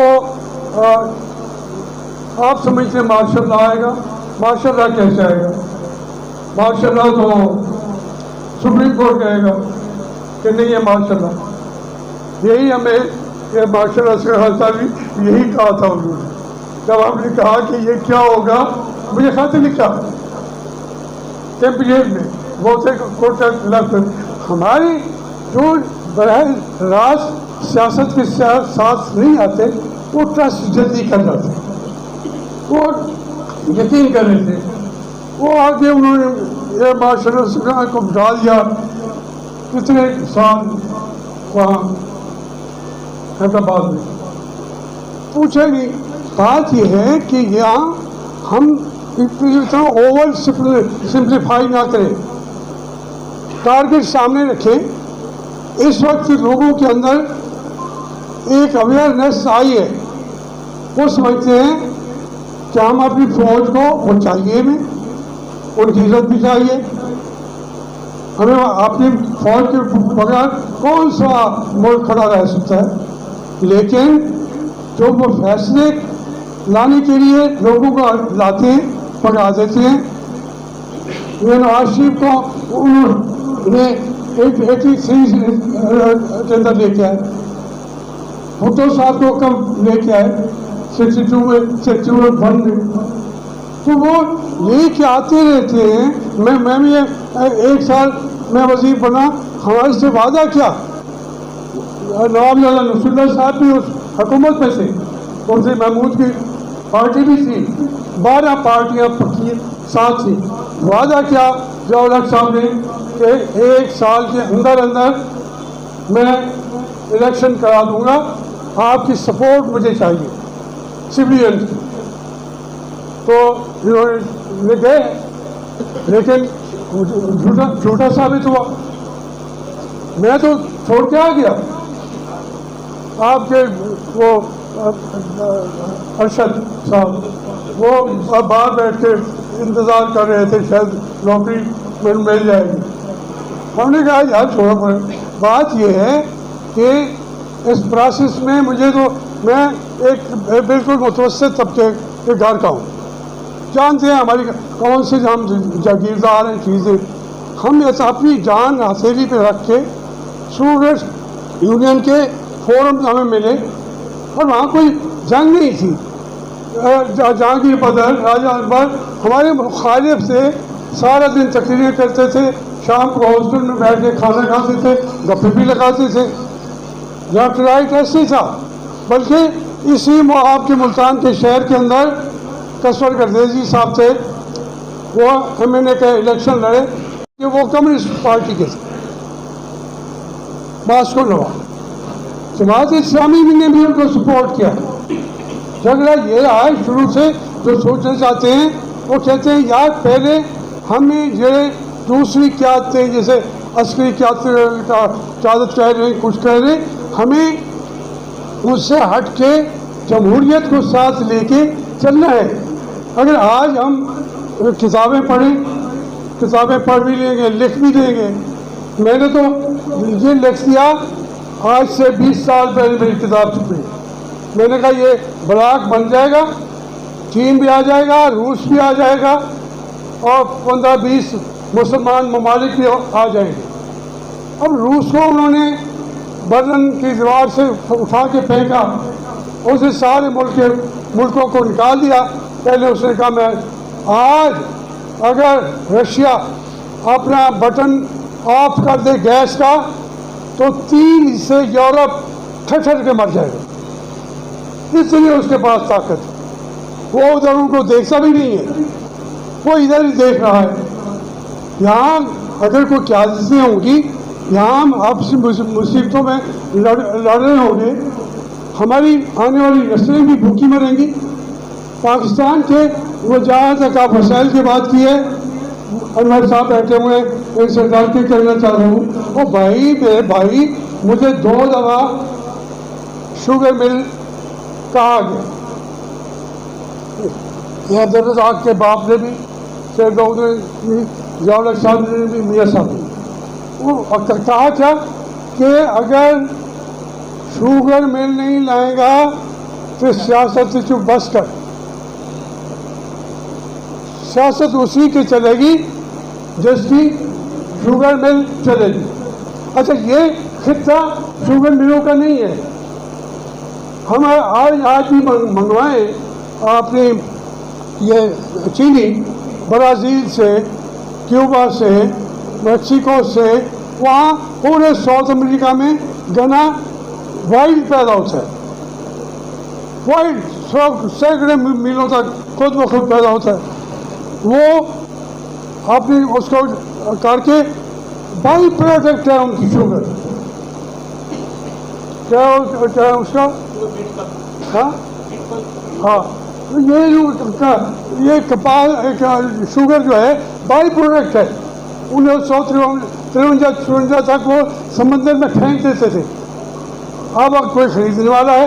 तो हमें इस सिक्के में एक ही शुगर मिल थी मर्दान के अंदर, पूरे सब कॉन्टिनेंट के अंदर। आज इससे इधर शुगर मिल रहा, आज शुगर मिलने बंद कर दिया। आपका 3 गुना तो जो ये डैम है आपका रावण नहीं, पीछे बड़ा डैम नहीं होगा, सबसे बड़ा है तरबेला 3 तरबेला का पानी बच जाएगा। गन्ना तो पानी पीता है। हम वाटर स्टाफ कम मुल्क हैं, भूखे हैं, प्यासे, गन्ने को दे देते हैं, गन्ना हमें खाता है हम गले, ये बातें जो हैं वो सोचता ही नहीं है। और यकीन माने, मैंने तो सारे क्या कभी आइए जी, वहाँ हर चीज़ लगाई हुई है, वो उस चीज़ों को, ये पाकिस्तान की सरजमीन हर चीज़ पैदा होती है। मैं थोड़ा सी जगह पे बादाम लगाए हुए हैं, अखरोट लगाए हुए हैं, एवोकाडो लगाया हुआ है, ये आपकी ये ऑलिव्स लगाए हुए हैं, बिल्कुल हो रहे हैं, कोई फ़र्क ही नहीं है। तो आप उनको गाइड कर नहीं रहे, कोई रास्ता दिखाता नहीं।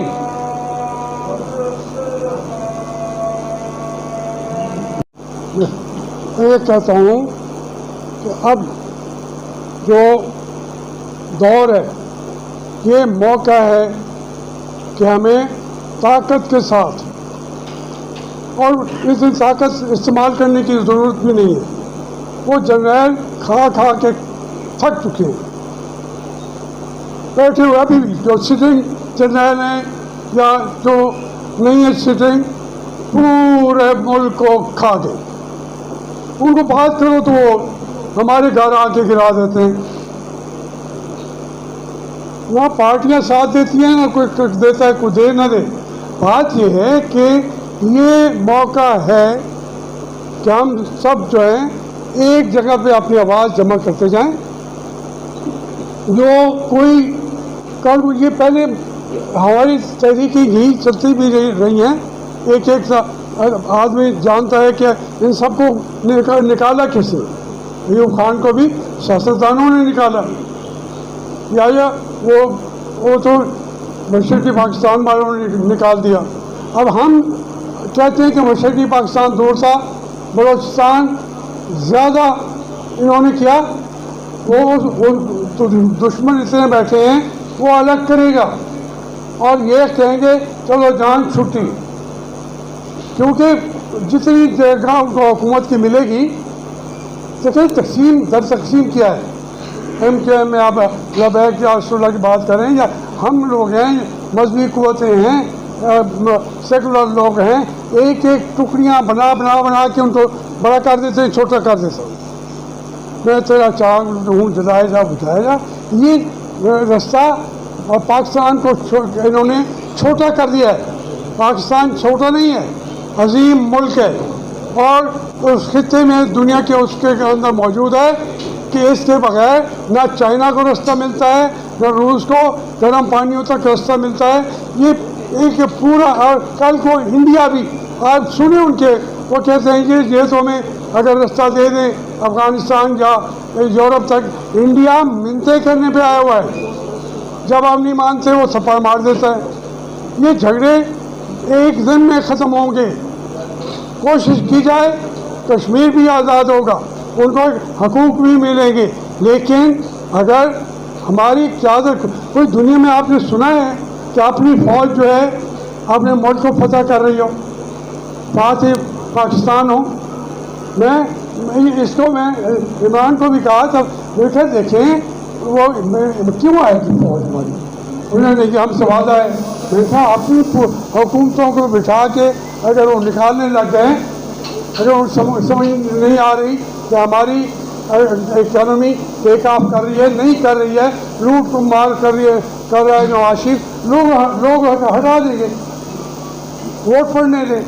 और कोई, हमने कोई कलमा पड़ा हुआ है नवाज शरीफ का, क्यों? जब इख्तलाफ होते हैं तो ज़ाहिर कर देते हैं, क्यों ना करेंगे? तो इसलिए मेरी गुजारिश होगी कि ये आपने जो आइन की बलादस्ती और कानून की हुक्मरानी करनी है, वो आपने करनी है। मैं अस्करी क़यादत से कराने से माज़ूर।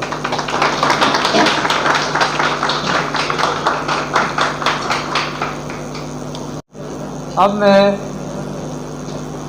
आज के इजलास की सदारत, सेमिनार की सदारत करने वाली शख्सियत, इस्तक़लाल पार्टी के चेयरमैन और पाकिस्तान पीपल्स मूवमेंट के चेयरमैन जनाब मंजूर गिलानी साहब से दरख्वास्त करूँगा कि वो आए और सदारती खिताब से हमें मुस्तफ़िल फरमाएं जनाब।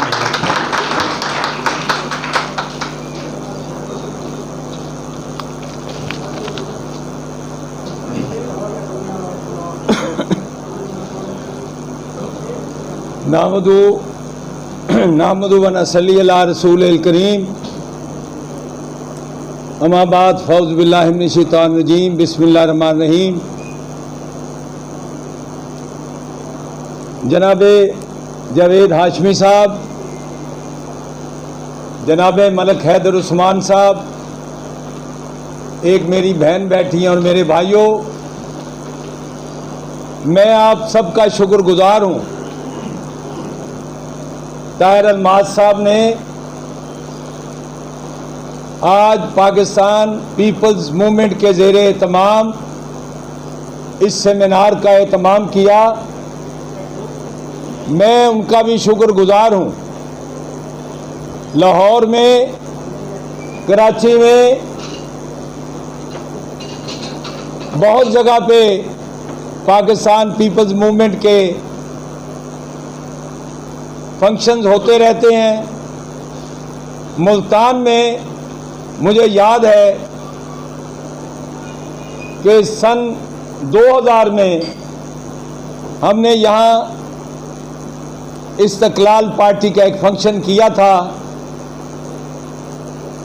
उसके बाद मुझे याद है कि 3 दिसंबर सन 2000 को इस्लामाबाद में सैयद ज़फ़र अली शाह के घर ARD का क़याम अमल में लाया गया। उस वक़्त जावेद हाशमी साहब और मलिक हैदर उस्मान साहब भी मौजूद थे। मैं इस्तक़लाल पार्टी की नुमाइंदगी कर रहा था और मलिक हैदर उस्मान साहब मुस्लिम लीग जिना की नुमाइंदगी कर रहे थे और जावेद हाशमी साहब मुस्लिम लीग नून की नुमाइंदगी कर रहे थे। और उस डिक्लेरेशन पर, जिसे ऐलान इस्लामाबाद का नाम दिया गया, उस पर मुस्लिम लीग नून की तरफ से सरअंजाम खान ज़िम्मेदार ने दस्तखत किए थे और बेगम कुलसूम नवाज साहबा भी वहाँ मौजूद थी। नवाबजादा नसरुल्लाह खान थे। गोया मुल्क की सारी क़यादत सवाए मुशर्रफ के हामियों के, सारी क़यादत वहाँ मौजूद थी। मुझे एहसास है कि वक्त बहुत हो गया। मैंने यहाँ से बात इसलिए शुरू की कि बहुत सी बातें मेरे दोस्तों ने की हैं। मैं कहना सिर्फ ये चाहता हूँ कि हाशमी साहब, वो डिक्लेरेशन हो, उसके बाद COD बना, चार्टर ऑफ डेमोक्रेसी, उस पर भी मेरे दस्तखत हैं, क्योंकि हम इस्तक़लाल पार्टी के तौर पर ARD में थे। उसके बाद लंदन की ABC हो, उसका डिक्लेरेशन हो। 8 जुलाई 2007 का डिक्लेरेशन किसी पर कोई अमल नहीं करता। बात यह है कि जिनकी बात हाशमी साहब ने की है, मैं भी उसी कबील का शख्स हूं। मैंने कभी किसी वर्दी वाले को 1 मिनट के लिए कबूल नहीं किया। मैं तहरीक इस्तक़लाल का मरकजी सेक्रेटरी इत्तलात था जब 12 अक्टूबर को टेक ओवर किया मुशर्रफ ने। एयर मार्शल असगर खान, मैं आज भी उनकी इज्जत करता हूं। पाकिस्तान में जितने सियासतदान मैंने देखे, उनमें सबसे वो आला तरीन शख्सियत थे, लेकिन वो भी धोखा खा गए। उन्होंने 14 अक्टूबर को मुशर्रफ की हमायत का ऐलान कर दिया और मेरा उनसे झगड़ा शुरू हो गया। बात यह है कि जिस किसी ने जिस शक्ल में जिस वजह से अयूब खान की, याह्या खान की, ज़ियाउल हक की, मुशर्रफ की हमायत की है, सब ने अवाम के साथ कम से कम दोस्ती नहीं की।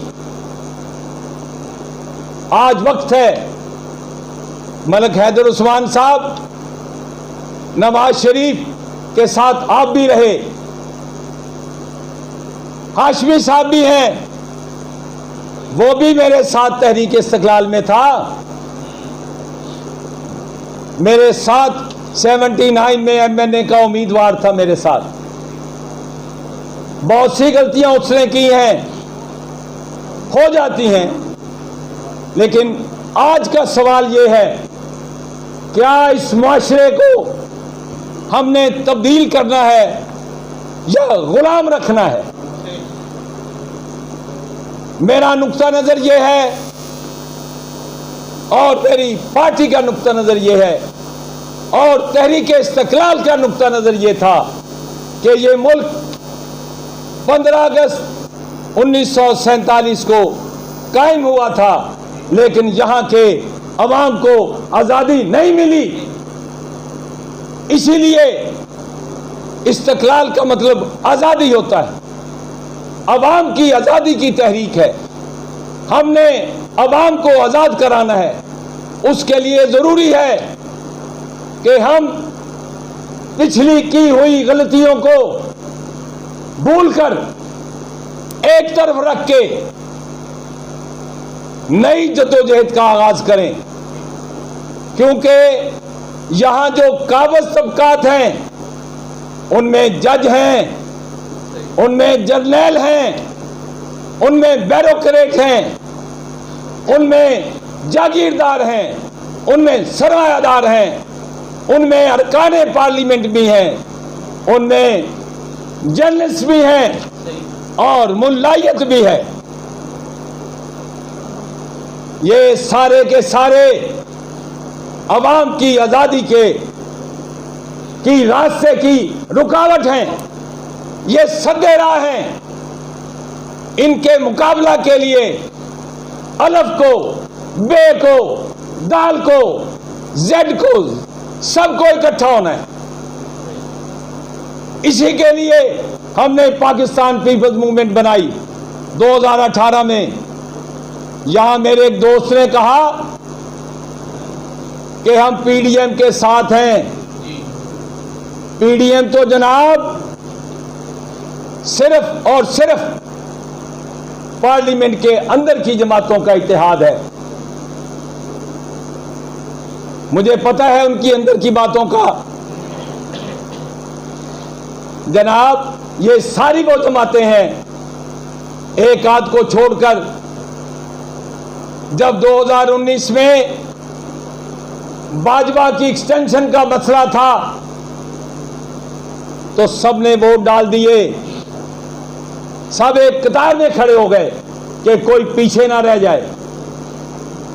इसलिए इनकी गैर मशरूत हमायत नहीं की जा सकती। हमें नजर रखना है कि कहीं ये कोई समझौता तो नहीं कर रहे। ठीक है कि जो अपोजिशन होती है, हम अपोजिशन है, हमारा काम हुकूमत पर तनकीद करना है, लेकिन उसके साथ साथ जो पार्लियामेंट के अंदर अपोजिशन है उसकी भी निगरानी करनी है। जनाब, इनकी गैर मशरूत हमायत नहीं की जा सकती। मलिक हैदर उस्मान साहब ने एक फिक्रा कहा कि बड़ा मुश्किल है इनसे उम्मीद रखना, यह दुरुस्त है, लेकिन वो जालिम ने कहा था कि अपना परचम लेकर निकलो। तो मलिक साहब, हम सबको, हम कमजोर होंगे, माली तौर पर कमजोर होंगे। हर किस्म के ताकूत का मुकाबला किया। हमने हर किस्म के मुफादात को ठुकराया। इनकार जो करता है उसका कौन मुकाबला कर सकता है? और रही ये जिंदगी, इसका कोई भरोसा नहीं है। मैं अभी बोल रहा हूं, मुमकिन है अगला फिक्रा ना कह सकूं। ये मेरा ईमान है, ये मेरा ईकान है, ये ऐसी हकीकत है जिसको कोई झुठला नहीं सकता। तो फिर क्यों समझौता करें किसी के साथ? आज पाकिस्तान की जो हालत है, इसमें मुझे याद है कि भुट्टो साहब की हुकूमत 20 दिसंबर 1971 को आई तो हमने यौम स्याह मनाया 1971 को, 72 को, 20 दिसंबर 72 को। तो मैंने एक पंफलेट छापा था, उसमें मैंने लिखा था कि अफलास ज़दा दहकानों के, अफलास ज़दा दहकानों के हल बैल बिके खलियान बिके और जीने की तमन्ना की खातर जीने ही के सब सामान बिके। तो ये अवाम के साथ जो जुल्म का निज़ाम है, जो जबर का निज़ाम है, मुझे कहने दीजिए कि भुट्टो साहब का जो दौर था वो फस्तायत का दौर था। सिर्फ उसको भाई ज़ियाउल हक ने उसको फांसी दे दी। ये पाकिस्तान के अवाम का क्या कसूर है? जो जुल्म हमारे साथ हुआ, अभी हाशमी साहब बता रहे थे कि कपड़े उतार के, लिटा के, बर्फ की सिलों पर लिटाकर, ये तो किसी ने भी नहीं किया। ये तारीख है, तारीख को सामने रखना है। हमने उसी पीपल्स पार्टी के साथ एमआरडी बनाई, पीडीए भी बनाया, एआरडी भी बनाई, इसलिए कि जब मुल्क पर फौजी हमला आए उसका मुकाबला करने के लिए हम इकट्ठे हुए। उसमें मलिक हैदुर्रहमान भी थे, उनमें जावेद हाशमी भी थे, सारे दोस्त उसमें शामिल थे। हमें फिर सबको इकट्ठा होना है, इस पीडीएम को भी हमने इकट्ठा करना है। एक दिन आएगा कि ये आएंगे आपके पास आएंगे, क्योंकि आपकी मदद के बगैर इनकी कोई नहीं सुनता। मुझे याद है जब हमने एआरडी बनाई तो पीपल्स पार्टी के एक दोस्त ने कुछ ऐसी बात कह दी कि मुझे उसका जवाब देना पड़ा। तो नवाबजादा नसरुल्लाह खान सदारत फरमा रहे थे, उनके एक तरफ मखदूम अमीन फ़हीम मरहूम बैठे थे और एक तरफ जावेद हाशमी साहब बैठे थे। तो मैंने वहां कहा कि ये दो बड़ी जमातें हैं,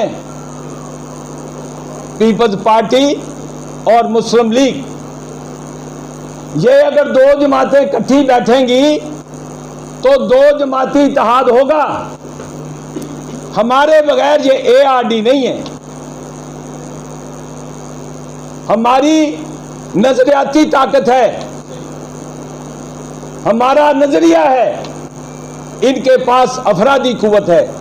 मैं तो कभी किसी को छोटी जमात कहता ही नहीं, क्योंकि जो पॉलिटिकल पार्टी होती है वो एक नजरिया होता है, वो एक मकतबा फिक्र होता है, उसकी तादाद कितनी है इसका कोई ताल्लुक नहीं।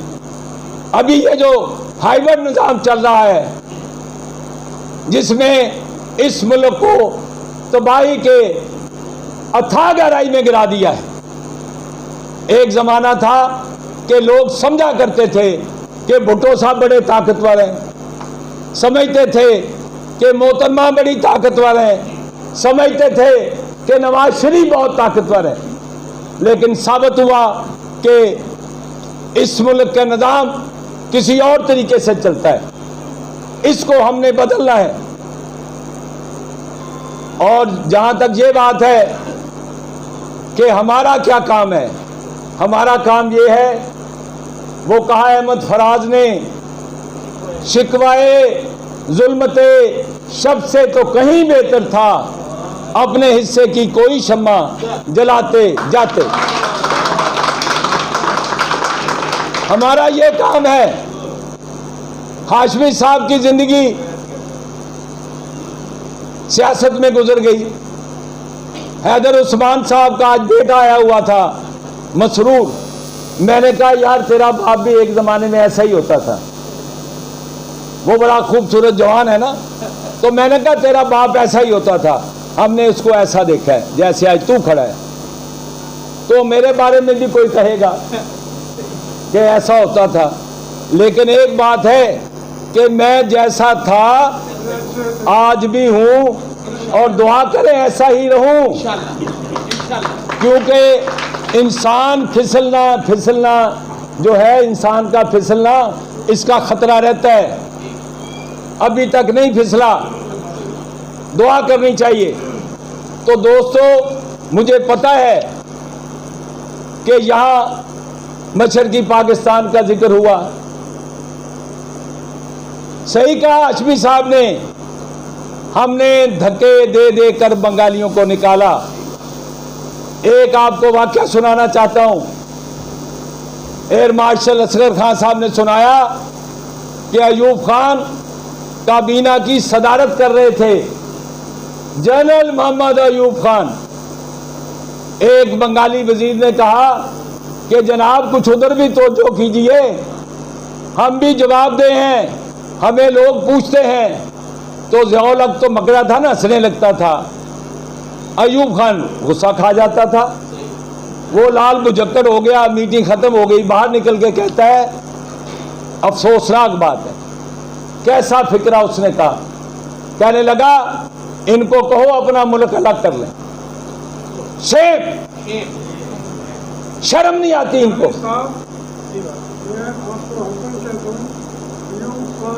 हमारी मीटिंग में उसने कहा, हमने अभी पाकिस्तान कटा था 68 की बात, उसने कहा कि हमने सेकंड कैपिटल, जो हमारे मुल्क के नायब सदर भी रहे, वजीर आजम भी रहे, बंगाल के वजीर आला थे, मुस्लिम स्टूडेंट फेडरेशन में वो कायदे आजम के कारकुन थे, बंगाली थे, अपोजिशन में थे। अयूब खान ने उनको बुलाया बतौर अपोजिशन लीडर। वो मिलने गए, कोई हर्ज नहीं है, मिलना चाहिए। तो बैठे, चाय पीने के बाद नूरुल अमीन ने कहा कि जनाबे सदर फरमाइए कैसे बुलाया मुझे। कहने लगे कि आप मशरकी पाकिस्तान को अलग मुल्क बना लो, मैं मदद करूंगा आपकी, मैं मदद करूंगा। इस तरह हमने उनको अलग किया। वजह सिर्फ ये थी कि बंगाली शऊरी तौर पर हमसे बहुत आगे थे। पाकिस्तान जब बना है तो वहां अक्सरियत मिली, यहां नहीं थी अक्सरियत मुस्लिम लीग की, सिंध में नहीं थी अक्सरियत मुस्लिम लीग की। अक्सरियत जो मिली हमें वो बंगाल से मिली। बहुत सी बातें हैं, मैं कहना यह चाहता हूं अपने नौजवानों से खास तौर पर कि हम तो जाने वाले हैं भाई। 55 साल मैंने सियासत कर ली, हाशमी साहब ने कर ली, हैदर उस्मान साहब ने कर ली। हमारा तो रुक जाने का, थक जाने का या चले ही जाने का वक्त है। हम ये चाहते हैं कि ये जो हक कालम है, जो नजरिए की सच्चाई है, जो अकीदा है, वो आपको मुंतकिल करके जाएं। आज के बाद मुझे उम्मीद है कि जब आइंदा मैं आऊंगा मुल्तान में, तो एक तो मैं 20 साल के बाद नहीं आऊंगा, पक्की बात है, जल्द आऊंगा आपके पास। और मुझे उम्मीद है कि जितने दोस्त यहाँ मौजूद हैं ये अपने साथ 10-10 साथियों को लेके आएंगे। इसलिए नहीं कि हाशमी साहब ने खिताब करना है, इसलिए नहीं कि मलक हैदर उस्मान साहब ने करना है, इसलिए नहीं कि चौहान साहब ने करना है, चौधरी अनवर साहब ने खिताब करना है, इसलिए कि आपके दिल की बात यहाँ होनी है, आपके मुस्तकबिल को संवारने का हमने अहद करना है। तो मुझे पूरी उम्मीद है कि आप इसके लिए काम करेंगे। हम जो सिस्टम है इस वक्त मुल्क का, जो सियासी निज़ाम है, इसमें हम बुनियादी तब्दीलियां चाहते हैं। यहां बात की गई आइन की कि इस आइन ने कुछ नहीं दिया और नए इमरानी मुआहदे की ज़रूरत है। मैं थोड़ी सी बात कहना चाहता हूं। नया इमरानी मुआहदा मुश्किल हो जाएगा जनाब। ज़रूरत यह है कि एक पूरी तहरीक चलाई जाए और आप अपने मुंतखब नुमाइंदों के जरिए इसी आइन को तब्दील कर लें। पूरा आइन तब्दील करना, नया बनाना एक मुश्किल काम है। मैंने एक बहुत बड़े लीडर की तकरीर सुनी, उसने उस दिन की आसमा जहांगीर के फंक्शन में, मैं तो नहीं गया बावजूद उसमें, लेकिन वो मैंने सुनी है नेट के ऊपर। उसने भी कहा जी नए इमरानी मुआहदे की ज़रूरत है।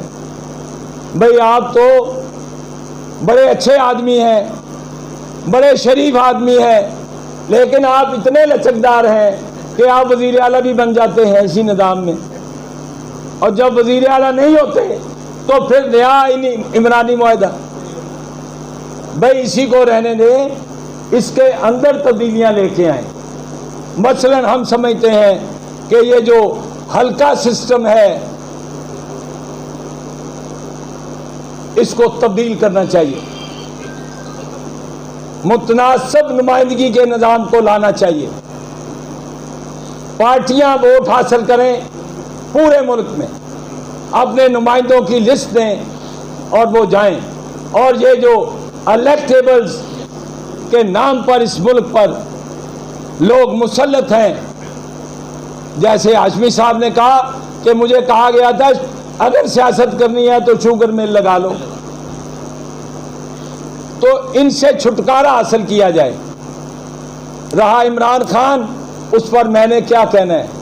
जो शख्स खुद कहे कि मैं यू टर्न लेता लेता वजीर आजम बन गया, वो यू टर्न लेने वाला वादा खिलाफ होता है, यू टर्न लेने वाला झूठा होता है।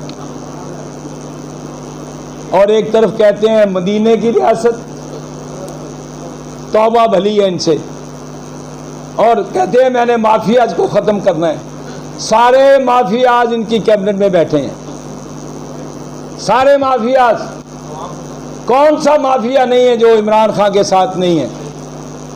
और वो कहते हैं ना अली बाबा और 40 चोर, ये अली बाबा है उनका।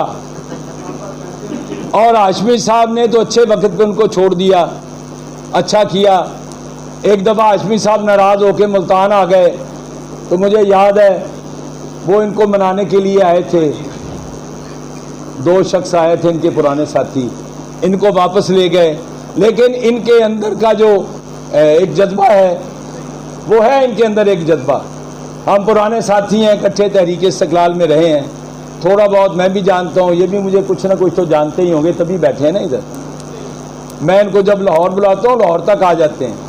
मुझे दोस्तों ने कहा इस फंक्शन के लिए कि हाशमी साहब आएंगे, मैंने कहा उन्होंने कहा है ना कि मैं आऊँगा, कि कहा है तो मैंने कहा फिर आएंगे। मलक हैदर उस्मान साहब आएंगे, मैंने कहा मैं उनको जन्नत में भी बुला लूँ तो आ जाएंगे, फिक्र न करें आप, इस बार आएंगे वो। इसलिए कि हम एक दूसरे को जानते हैं, हम एक दूसरे का आईना है, हम एक दूसरे का आईना है, इसलिए हम एक दूसरे की बात मानते हैं। मैं आपका शुक्रगुजार हूँ। सिर्फ एक बात कहना चाहता हूँ कि यहाँ कहा गया, अदारों की बात की गई, अदारों की मैं ये कहना चाहता हूं, अदारा एक अदारा वो पार्लियामेंट होती। पार्लियामेंट को मुक्तदर करना है, सबको उसी से ताकत और रोशनी हासिल करनी है, उसी से हुक्म लेना है। और इकबाल ने कहा था कि आज की मुंतखब पार्लियामेंट के अलावा किसी को इज्तिहाद का हक नहीं है। वही ये बात मैंने 2010 में कही। इफ्तिखार चौधरी साहब पार्लियामेंट के ऊपर नश्तर चला रहे थे, तलवारें चला रहे थे। उस वक्त ये चीफ जस्टिस था और मौजूदा नायब का चेयरमैन ये सीनियर जज था। तो मैंने लाहौर में इस्तिकलाल पार्टी के नेशनल कन्वेंशन में कहा, इनका नाम लेके दोनों का मैंने कहा आप इस मुल्क की बर्बादी कर रहे हैं, आपको पार्लियामेंट के साथ ये सलूक नहीं करना चाहिए। और पार्लियामेंट का क्या था, लेट जाते थे 1 मिनट के अंदर। उसने कहा कि ये तरमीम करो, सारे लेट गए, सबने वो तरमीम कर दी। तो जो हमसे गलतियां हुई उनका एतराफ़ करना चाहिए और हमें एक वसी तर इत्तेहाद बनाकर इस तागूत, इस जबरूत के ख़िलाफ़, जिसको जर्नैल शाही कहते हैं, उसके ख़िलाफ़ खड़ा होना है। और कामयाबी आपको मिलनी है, पाकिस्तान के अवाम को मिलेगी। दुनिया में ये हुआ है कि जहाँ लोगों ने जद्दोजहद की है वहाँ वो कामयाब हुए हैं। और हमेशा बंदूक के मुकाबले में कलम और अवाम की ताकत जो है उसको कामयाबी नसीब हुई है। मैं आपका शुक्रगुजार हूँ। अल्लाह आपको जज़ाए खैर दे। इजाज़त चाहता हूँ। अल्लाह हाफ़िज़।